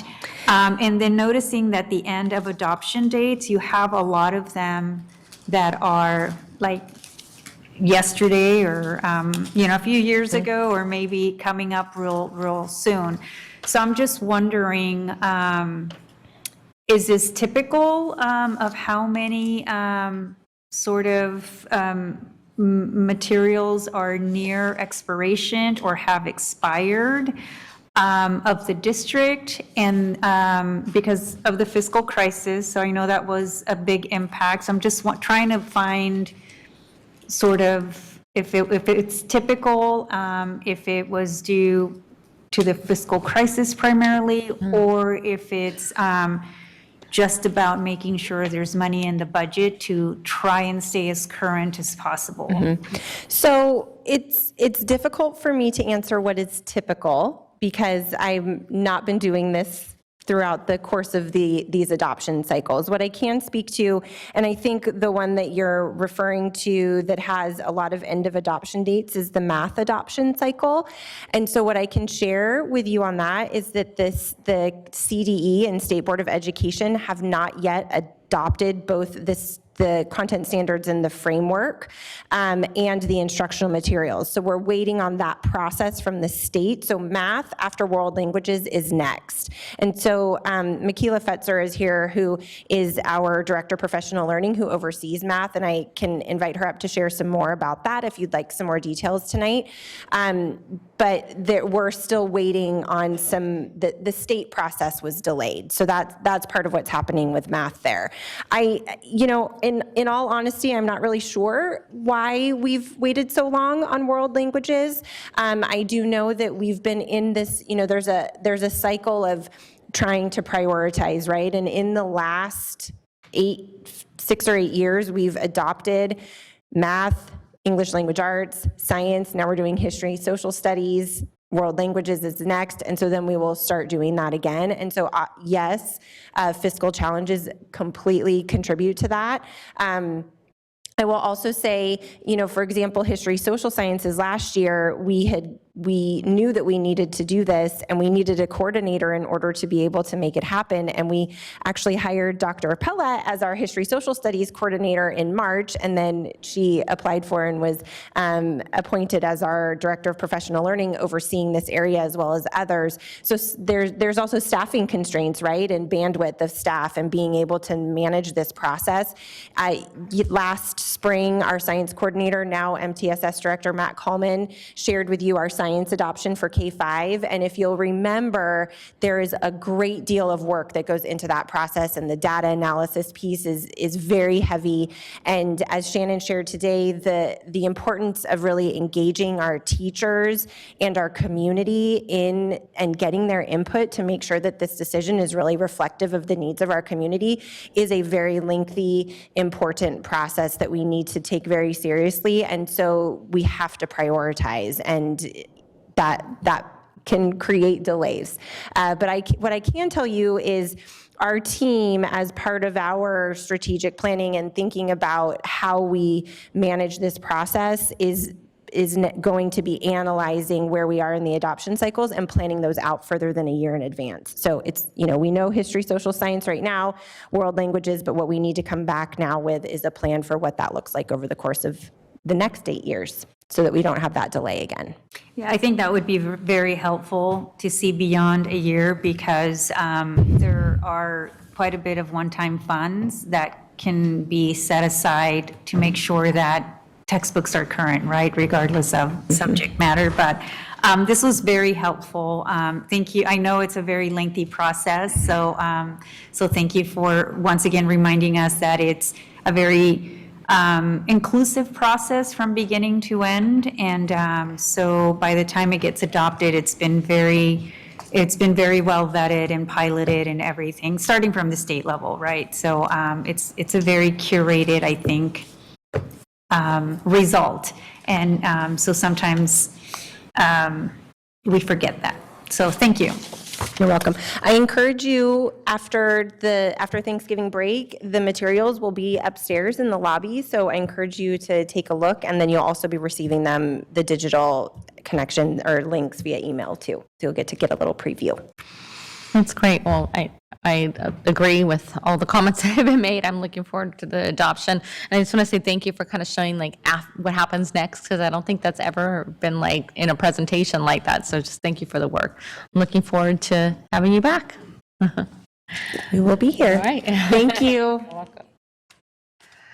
All right. Item 9.0, public hearing. 9.1, public hearing on resolution number 3298, resolution to convey the public safety easement entitles to the city of Sacramento for the new Woodbine Elementary fire hydrant.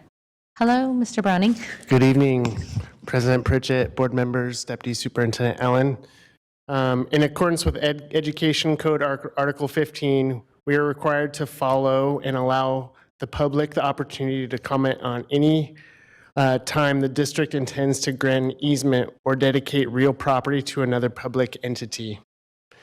In this case, we're talking about a public safety easement for the city of Sacramento to install a fire hydrant in front of Woodbine Elementary, located at 2500 52nd Avenue in Sacramento, California. This easement is in order to provide adequate fire hydrant pressure for the elementary school site and adjacent residential housing in case of an emergency. This time, we would like to hold that public hearing and receive any public comments. This is not a board action item. The resolution will be voted on tonight during the consent agenda. Thank you. It says hearing. Do we have any public comment? We do not. I'm going to say that. It says hearing and action.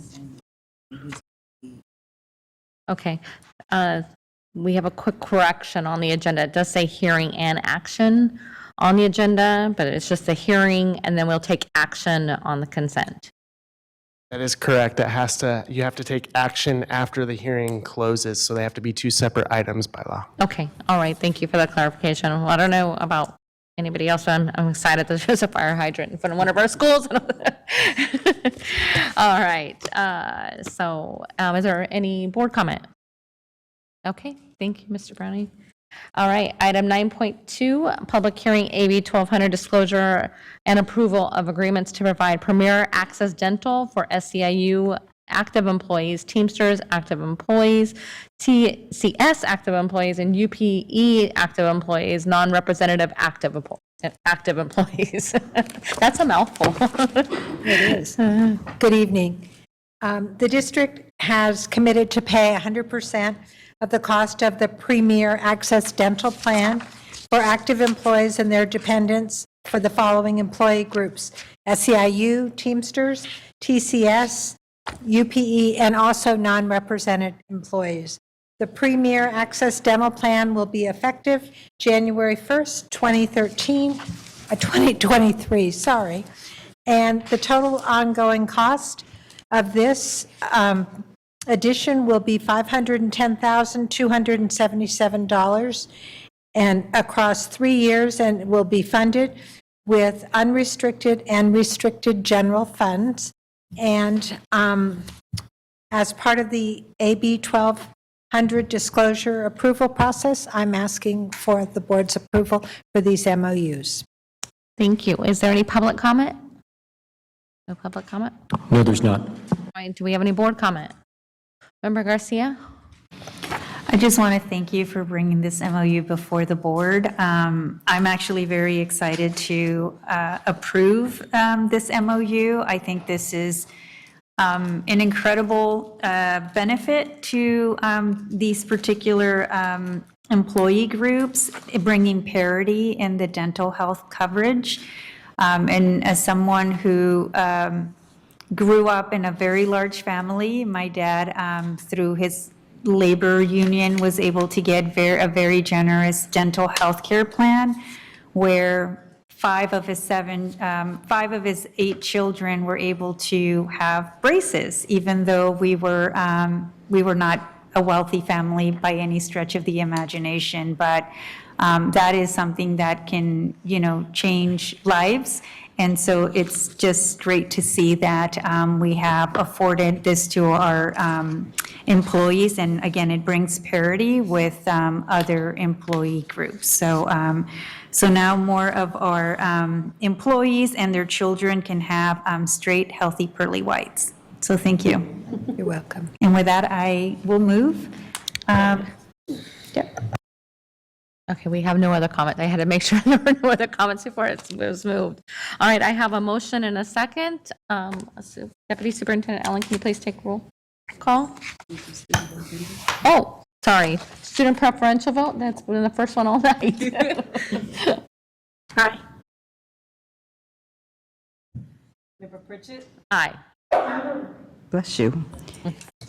Member Garcia? Aye. Member Rhodes? Aye. Member Morowski? Aye. Member Villa? Aye. Member Wu? Member Phillips? Right. Okay, and do we need to take a second vote for hearing in action? No? One, okay, thank you. Thank you. All right, perfect, thank you, Ms. Manueller. Item 10.0, communications, employee organization reports, SCTA. All right, 11.0, board workshop, strategic plan, and other initiatives. 11.1, first reading of revised board policy 7310, naming of facilities. Welcome back, Mr. Browning.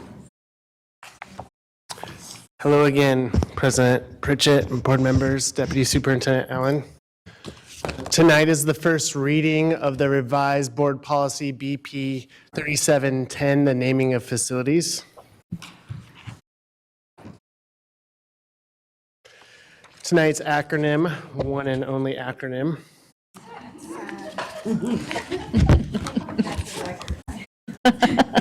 It is.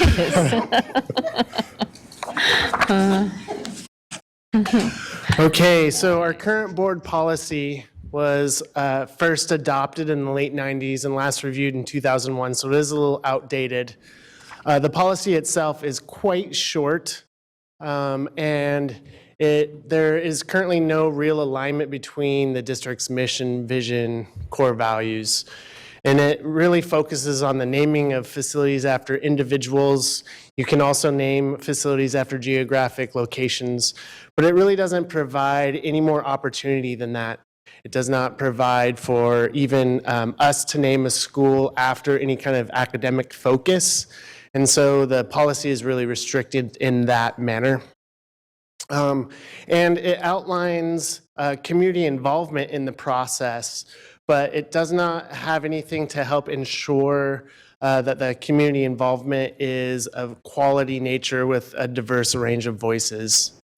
And then lastly, it allows for the renaming of facilities only under extraordinary circumstances. And so not really sure what that, there's a lot of question in the folks that we engaged around this policy on what exactly that meant. That is not part of the policy, so I'm not sure what's going on there. All right, we're back on it. So first and foremost, the proposed revisions before you as a first reading tonight really just call out the alignment with the district's mission and vision in any kind of naming or renaming of facilities. It also expands the criteria for which the board can entertain the naming of facilities to still include individuals, really focused on the primary legacy of those individuals and the alignment again with the mission and vision of the district. Still retains the geographic areas, but it also adds landmarks, cultural events, historic events, flora and fauna of the region, and other criteria such as academic focus, like I was saying. And then it also refines language around the oversight engagement process and the ability for the board to rename facilities. So the impetus for the revisions really go back to the renaming process for Sutter, Kit Carson, and Peter Burnett. In restarting that effort and talking with community members, actually even over the last couple of years, and reviewing the policy, there was some concern around the restrictions of what could possibly be included in a district facility name. And so bringing that forward prompted us to look at other best practices. One of the best practices that we pulled from here was actually Riverside Unified had an exemplary policy to pull from. We also looked at Fresno Unified, which had a strong policy as well. And so the policy revisions that we're recommending here really allows for district facilities to be named for a number of different criteria and provides the board, outlines the board's authority in renaming those facilities a little bit more. And again, outlines the committee process. And I think that it really just adds a general improvement in the alignment of the naming of facilities moving forward. So next steps, I want to bring this back to the board in December for your final review and approval. And then continuing the renaming efforts of Sutter, Kit Carson, and Peter Burnett. And at this point, I would be remiss if I didn't talk a little bit about Sutter, Kit Carson, and Peter Burnett. We have engaged with the 18 members of the committee that was formed in 2020. We have held office hours throughout the week, this week, and talked to many of them. We've had phone conversations with them over the past few weeks as well. We have our initial committee meetings on the books for the months of December and January, and the last meeting yet to be determined in February, with the intent of bringing forward to the board for their consideration potential names in March or early April. And with that, any initial questions? Do we have any public comment? All right. I have some questions. Well, first off, I just want to say, yay, we're finally talking about this again. I know we started having these deep conversations pre-COVID. COVID had to kind of help put us to a stop, so I appreciate that we're bringing this back. In terms of just working with the community, was there any type of community meetings? Can you remind us of or will there be any type of communities and outreach just to kind of hear everyone's voices from these areas? On the policy itself? Yeah. So we have talked with largely counterparts in Fresno Unified. We talked with 2 or 3 committee members on the renaming process pretty extensively. And then we've also worked with RSS Consulting, which is the consulting firm helping us with the renaming process, also helped us with the facilities master plan. And so that was the process for gaining that feedback. Okay, and then moving forward, after we approve this and we're talking about renaming, I'm assuming you'll be working with the communities and the school sites as well, correct? For Sutter, Kit Carson, and Peter Burnett, yes. So part of the committee members, there is the principal from each of those sites and an identified staff person from each of those affected schools on that committee. But are we doing outreach to the total community, at the school? It's just the committee members. Those committee members were appointed by the board and superintendent, and so that was kind of the representation of that committee and community process. Okay. All right. Are there any additional questions, Member Morosky? Thank you. I'm also excited to see this come back, and I appreciate the updated policy as well.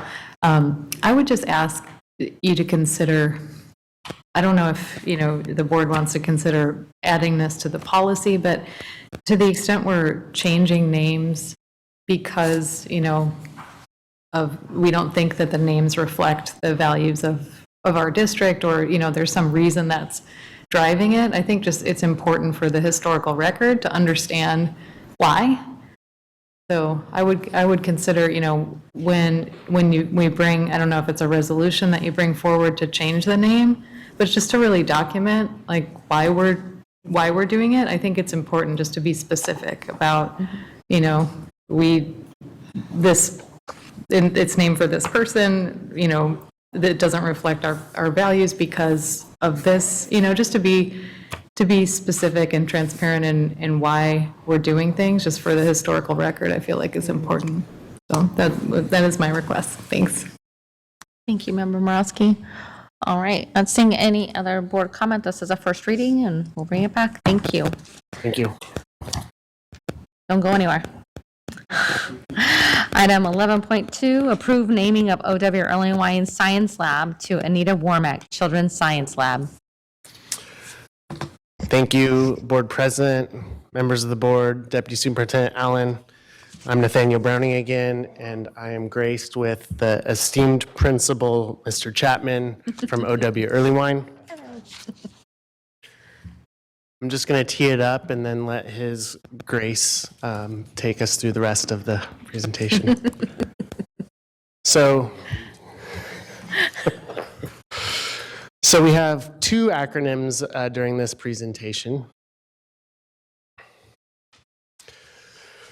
So as we've heard over the last few months, there's a lot happening at O.W. Erlewine. Part of that is a focus over the last few years on developing a STEAM and science focus on campus. And Mr. Chapman has worked very closely with staff and a broad base of partners to help develop professional learning opportunities, bring in grant dollars to create a science lab on campus out of a previous parent participation preschool. Part of that process is the naming of the new science lab in order to provide kind of purpose and identity of that. And I'm really here to speak about the policy portion of that. And I can tell you that Mr. Chapman did a wonderful job at engaging his community through the process, and as such has really talked about the science lab, and over the last 2.5 years with his school site council, and has brought this naming possibility forward to the school site council as well as the PTA, and they overwhelmingly support the naming of this facility. And with that, good evening, everyone. Board President Pritchett, board members, Ms. Allen. It's wonderful to see you all this evening. It's been a long time since I've been in here. The Early Wine Committee requests the board's approval in naming the science lab in honor of Miss Anita Warmack, affectionately known as Miss Anita. Miss Anita was, as we have called her, served our community as a friend, advocate, and cheerleader for families and students. There is a common phrase used even today when a challenge arises in schools, in homes, and personal lives. What would Miss Anita do? This phrase embodies her mentorship, guidance, teachings, and how she leaned into her work in our communities. She worked tirelessly in building, growing, and maintaining the parent participation preschool program here in our district. Even when overcome with illness, Miss Anita found her way to her classroom to support her students and parents.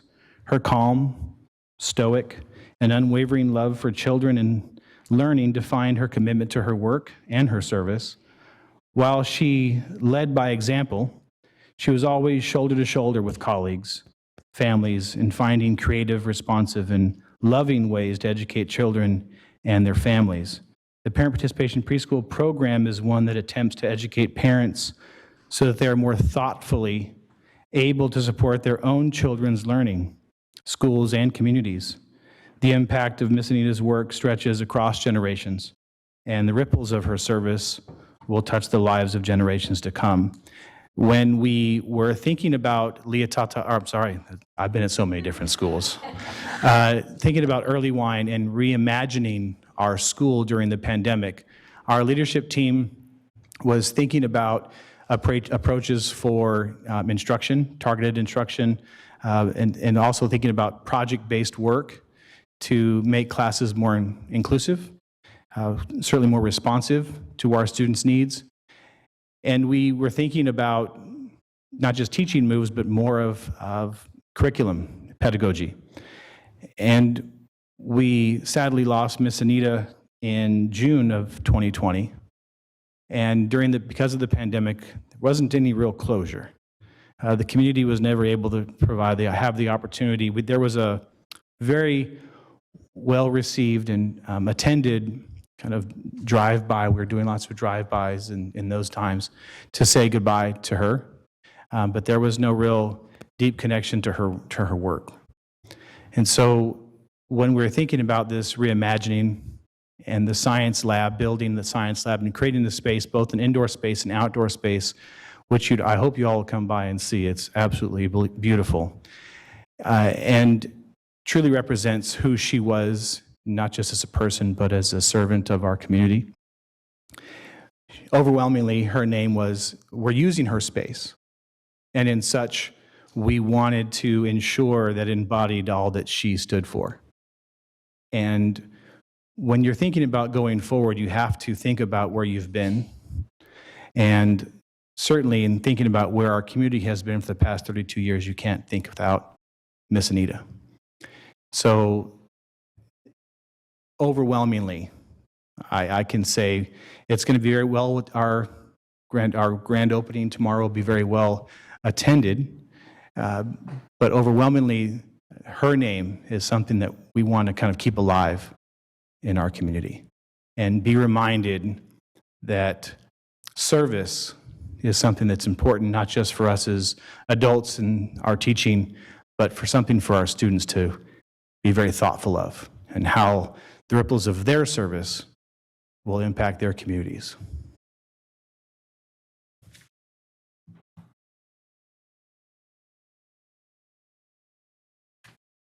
and with that, we would request the board approve the naming of the OW Early Wine Science Lab to Anita Warmack Children's Science Lab.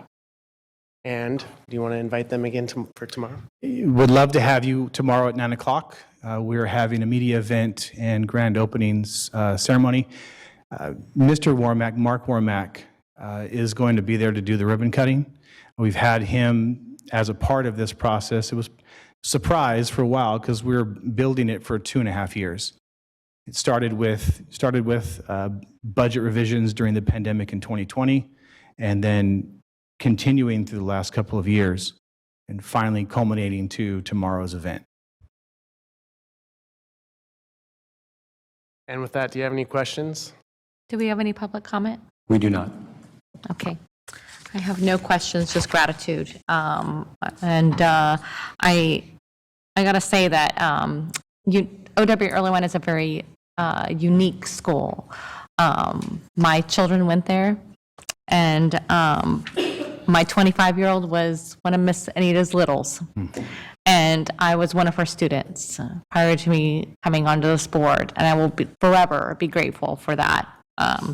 She really built a sense of strong community that, like you said, generations and generations. And when you talk about during the pandemic, as you know, people would do the drive-bys, I attended that, and there were hundreds of cars just surrounding the neighborhood just to get a drive-by to say hello to Miss Anita during that time. So this is amazing, amazing work, and she's really touched many hearts, and I'm really proud that we're doing something to honor her legacy.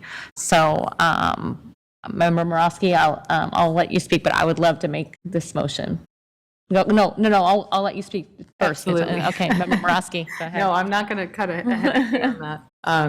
No, just wanted to thank you for bringing this forward, Principal Chapman, and we miss you in Area 1, but appreciate your service to our district as well. And I know you understand how much of this work is really heart work, and so I appreciate you bringing this forward. Thank you. The phrasing at the bottom of the banner that we have is growing through love and kindness.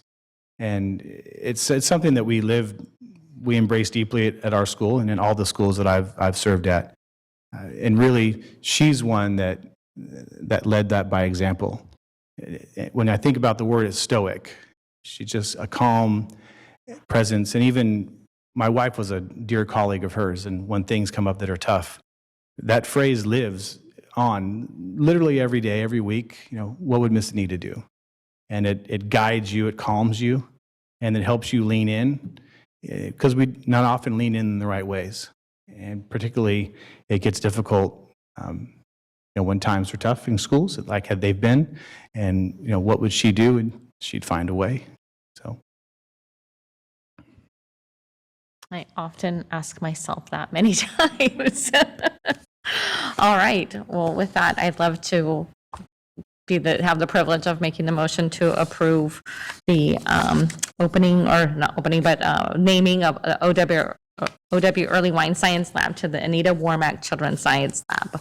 I'll take a second. All right, I have a motion and a second. Student preferential vote. Aye. All right. Deputy Superintendent Allen, roll call. Member Pritchett? Aye. Member Garcia? Aye. Member Rhodes? Aye. Member Morowski? Aye. Member Villa? Aye. Member Wu? Member Phillips? Thank you. thank you. And on behalf of the Warmack family, whether they couldn't be here tonight, they'll all be in attendance tomorrow. They're deeply grateful, deeply honored, and appreciate your continuous support. Their roots are strong in the Area 3. They are indeed. All right, thank you. You all. Item 11.3, A through G completion grant, CD8 22 through 25.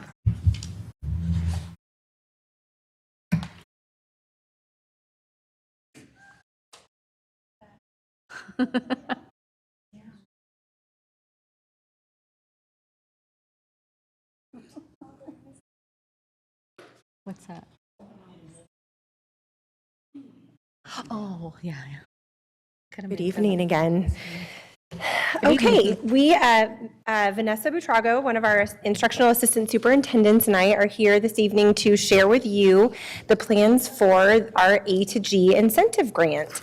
If you would please advance to the next slide. The A to G completion grant provides our district with $3.1 million over the course of 4 years, thank you, to directly support pupil access to and successful completion of the A to G course requirements. Tonight, we are going to share with you our proposed use of these funds to support that access and completion rates by reimagining scheduling in our 9th grade cohorts, providing site-based grade level leads, coordinating wraparound services, and engaging teachers. Next slide. Again, we are here, we share our core value and our guiding principle to remind ourselves that as we do this work, we are really aiming to improve outcomes for our students. Next slide, please. A little bit of background on A to G. So the A to G college entrance requirements are a sequence of high school courses that students must complete with a grade C or better in order to be minimally eligible for admission to University of California and California State Universities. We call this A to G because the courses are categorized into 7 content areas that you see here. Next slide, please. This slide shares with you our A to G completion rates for our students who graduated in 2018-19 through 21-22. So you can see here that we've hovered around a 50% A to G completion rate for our students in Sac City for the last 4 years, with some drops as we see here toward the end of COVID. On track is defined that in 9th grade, students have completed a minimum of 4 A to G courses. By the end of 10th grade, 7, by the end of 11th grade, 11, and by the end of 12th grade, 15. So that's the on-track rate. So these are the 12th graders who completed a minimum of 15 A to G courses. Next slide, please. You'll see that that A to G is written into our LCAP, our goal is to increase the percent of students who are on track to graduate college and career ready. So that A to G measurement is really about that college ready piece. Next slide, please. Currently, we do a number of things to improve our A to G completion rates. Primarily under the leadership of Christina Espinoza, our Director for College and Career Readiness. We do a transcript review for A to G completion using the UC transcript evaluation services. We provide additional expanded credit recovery options using online platforms in summer school, so that allows students to retake courses that they did not earn a grade C or better in order to be eligible for A to G. We do extensive A to G training for our school site staff, so administrators, counselors, registrars, so that they can support students on the A to G pathway.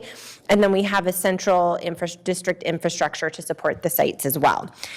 I am going to hand it over to Instructional Assistant Superintendent Vanessa Butrago to share with you what we are planning to do with our incentive grant. Thank you, Assistant Superintendent Hansen. Good evening, members of the board and Deputy Superintendent Allen. To prepare an informed proposal, Central Office and site leaders conducted an analysis of Sacramento City Unified School District's A through G completion rates. In addition, we analyzed pertinent research, available literature on this, gathered input from comprehensive high school principals as well. We were able to take a group of educators from Sac City Unified School District to Phoenix, where we were able to see best practices. And in addition to that, we were able to really see the value of instituting wraparound services for 9th graders. So as a result of all that, we really identified 9th grade as being that need, right, that greatest area of need. Next slide, please. So why 9th grade? On average, more than 90% of Sac City Unified School District 9th graders begin their freshman year on track for A through G completion. Yet less than 50% of 9th graders complete their freshman year on track for A through G. So just that 1 year makes a huge difference. Researchers have shown that freshman year is really ultimately that make or break year. And it is important to note that ultimately students who receive 1 or more F in that year are very unlikely to graduate. Next slide, please. Again, why ninth grade? Ninth graders have the lowest grade point average, the most missed classes, and ultimately they represent the majority of failing grades in high school. And also we see more, the most misbehavior referrals from that particular group. Okay. In addition, when we were looking at available research, particularly a lot of the literature that was coming out of Chicago, Chicago schools, we noted that 1 F in a year-long course in the ninth grade ultimately decreases the probability of eventually graduating by over 30 percentage points. So taking into that account, and also you'll notice that in the presentation we've included additional resources if you would like to take a look at that. Next slide, please. All right, so taking all of that into account, our proposal has a specific improvement aim, which is to increase the percent of ninth graders who complete their freshman year on track for A through G. The change idea includes a number of different elements, which ultimately fall under the kind of larger category of creating freshman academies at all comprehensive high schools at this time. You will note that this does not include the small high schools because the small high schools are already built in this way. There are similar supports and they are cohorted. But for the comprehensive high schools, we're looking to leverage the master schedule to schedule ninth graders in a minimum of 3 course cohorts. We'd like to provide a system of wraparound services for all ninth graders at the comprehensive high schools, in addition to providing ninth grade teachers and support staff additional professional learning opportunities and collaboration time, which is important. We also are looking to calibrate curriculum, instruction, and assessment practices to address any equity concerns that we currently have in ninth grade, and finally adding an additional FTE at each comprehensive high school to allow for a ninth grade lead or coordinator who will lead all of this work. Next slide, please. So with regard to the actual actions, we have actions that will ultimately require the additional funding that we're going to use this, or we're proposing to use this money for. And then there's also what we see as already existing, which means that we do not need additional funding for these activities. With regard to the additional funding, we are looking for additional collaboration time for our ninth grade teachers, 3 hours per month. Onboarding for all ninth grade teachers, which is ultimately going to be 40 hours prior to the beginning of the school year. Again, FTE for that site-based ninth grade lead, so that's 1.0 FTE at each comprehensive high school. SEL materials, professional learning consultants and contracts, and then enrichment opportunities. In addition to those items, we would like to continue that cross-curricular cohorting, which is not going to involve additional funding, common prep time for teacher teams, again, not additional funding because that's already built into the collaboration time on Thursdays, a designated Thursday CT for ninth grade teacher teams, and then a designated Thursday CT for content-specific teams. Next slide, please.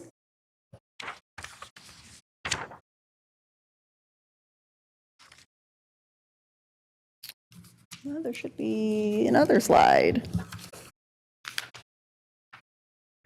In your slide deck. Do you have a slide 13 that has the budget on it? Okay. There should be a slide there, okay. Yeah, we do. So you will see in your packet, it should be slide 13, there is a proposed budget. This actually breaks down the way we intend to spend the 3.1 million. You'll see that we break down the costs for the 3 hours additional hours per month, 40 hours of onboarding, that FTE for the 9th grade lead, as well as the SEL/academic enrichment. So in addition, this grant requires our district to identify how we will monitor progress using these funds, and subsequently engage in and document that progress monitoring. In order to monitor progress, we propose to look at A through G on track rates based on course enrollment, grades, and enrollment in A through G courses. DNF rates is something else that we would be tracking, graduation on track rate as well, site-based PDSA cycles, site-based collaboration time, participation, agendas, minutes to make sure that the work is being done, and then professional learning opportunities and surveys for the staff that will be engaged in this work. In terms of next steps, for December 2022, we hope to have you review this information and approve the A through G incentive grant plan. If it is approved, then in January 2023, we would convene an implementation team that would then establish specific improvement aim and metrics, develop actions and specific timelines for the 3-year implementation, and then ultimately prepare that 22-23 budget development, master scheduling, and professional learning for following years. That is it. We're just ready for questions and answers. Do we have any public comment? Do we have any board comment or questions? Member Morosky. Thank you. Real quick, it sounds great. I was curious, is the change idea, are these based on like evidence-based research of stuff that's been shown to be effective? Okay, that's what I assumed, but thank you.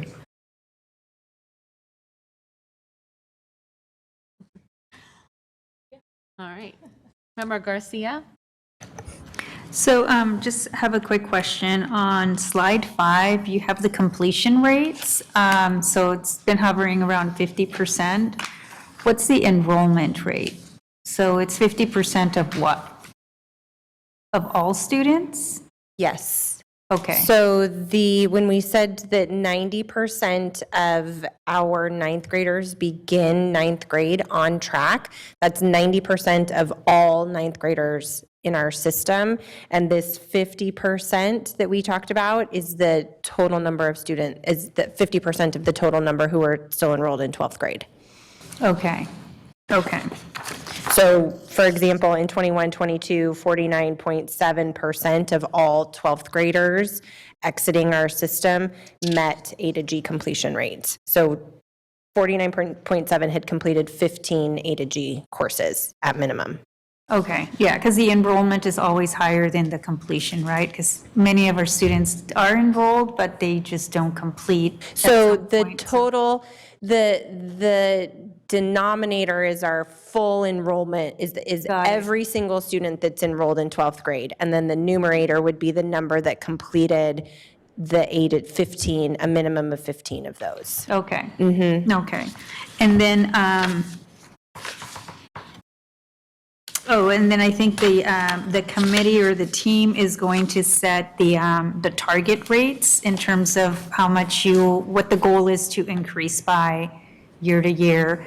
And then because it's a grant, I think it'll be important to understand how does this work continue beyond the grant expiration date. And I know the state struggles with that, and tough times are coming in the future in terms of the economy. So just making sure that, at some point, sooner rather than later, it gets built into the budget the district budget to sustain the work beyond the grant expiration. That makes sense, and that's something that we can absolutely include as we create an implementation plan. I will add to your question and to Member Morosky's about the data, the evidence-based practices or that were best practices around this.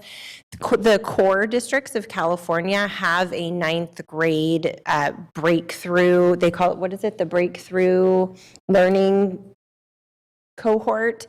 And so we're really looking to core to help us, to look at the science and help us design what this will look like. So there is some sustainability work being done there as well. Okay, so that's we'll be good able to to hear. collaborate with core and other districts. Yeah, that's good to hear. And yes, they're doing a great job at CORE. Yeah. Yeah. Thank you. You're welcome. Member Wu? Yeah, it's a real simple question. We have the money in hand, right? Yes. Okay, because it wasn't clear that the grant was already granted. Yes. So, It's a grant that we automatically receive and then we create a plan for it. okay. Member Phillips? Are we, I know that you said you were considering all students in the 9th grade. Are we looking into specific considerations for our special populations?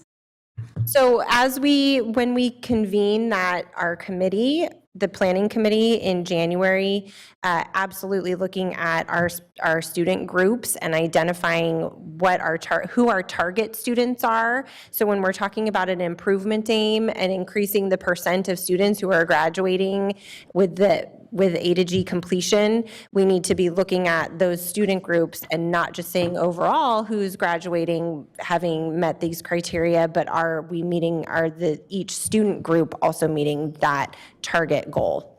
So we'll be looking at it through that lens and setting specific targets. Okay, kind of like MTSS and tiers and kind of applying all of that across. Okay. Yeah. Love that connection. Thank you. I love that look that you just gave. All right. Thank you for this. This is an informational item. I'm looking forward to having you back. All right. Thank you. Thank you. Item 12.0, consent agenda. Do we have any public comment? Yes.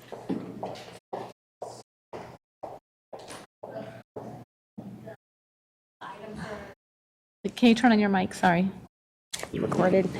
I want to lift the item for expulsion number 5 for a separate vote. Wait, so can you repeat what you said? Let me use the phrasing. Yeah. Yeah, I guess I'm going to remove it from the consent agenda. So I'd like to request that item 12.1H be pulled and voted on separately. Approve staff recommendation. It was the expulsion one. And bring it back to a future board? No, Tonight. just to be Okay, voted on I understand. separately. Okay, yes, I understand. Okay, so can I get a motion, can I get a motion to approve the consent agenda, or do we listen to that one first? Either order's Okay, fine. yeah, let's approve this agenda, and then we're going to approve that one. Okay. Thank you. Second? All right, student preferential vote. Sorry. All right, Deputy Superintendent Allen? Member Pritchett. Aye. Member Garcia. Aye. Member Rhodes. Aye. Member Morowski. Aye. Member Villa. Aye. Member Wu. Member Phillips. Aye. All right, now we'll hear 12.1H.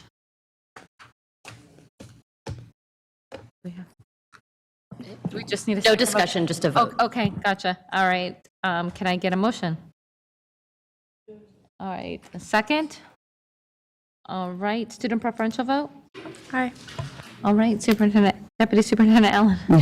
Member Pritchett. Aye. Member Garcia. Aye. Member Rhodes. Aye. Member Morowski. Aye. Member Villa. Aye. Member Wu. Member Phillips. No. All right. Item 13.0, business and financial reports received. Item 14.0, future board meetings and dates, December 15th and January 19th. With that, I'll take a motion for adjournment. Yes. Somebody's excited. All right, student preferential vote. All in favor say aye. Aye. All right, meeting adjourned.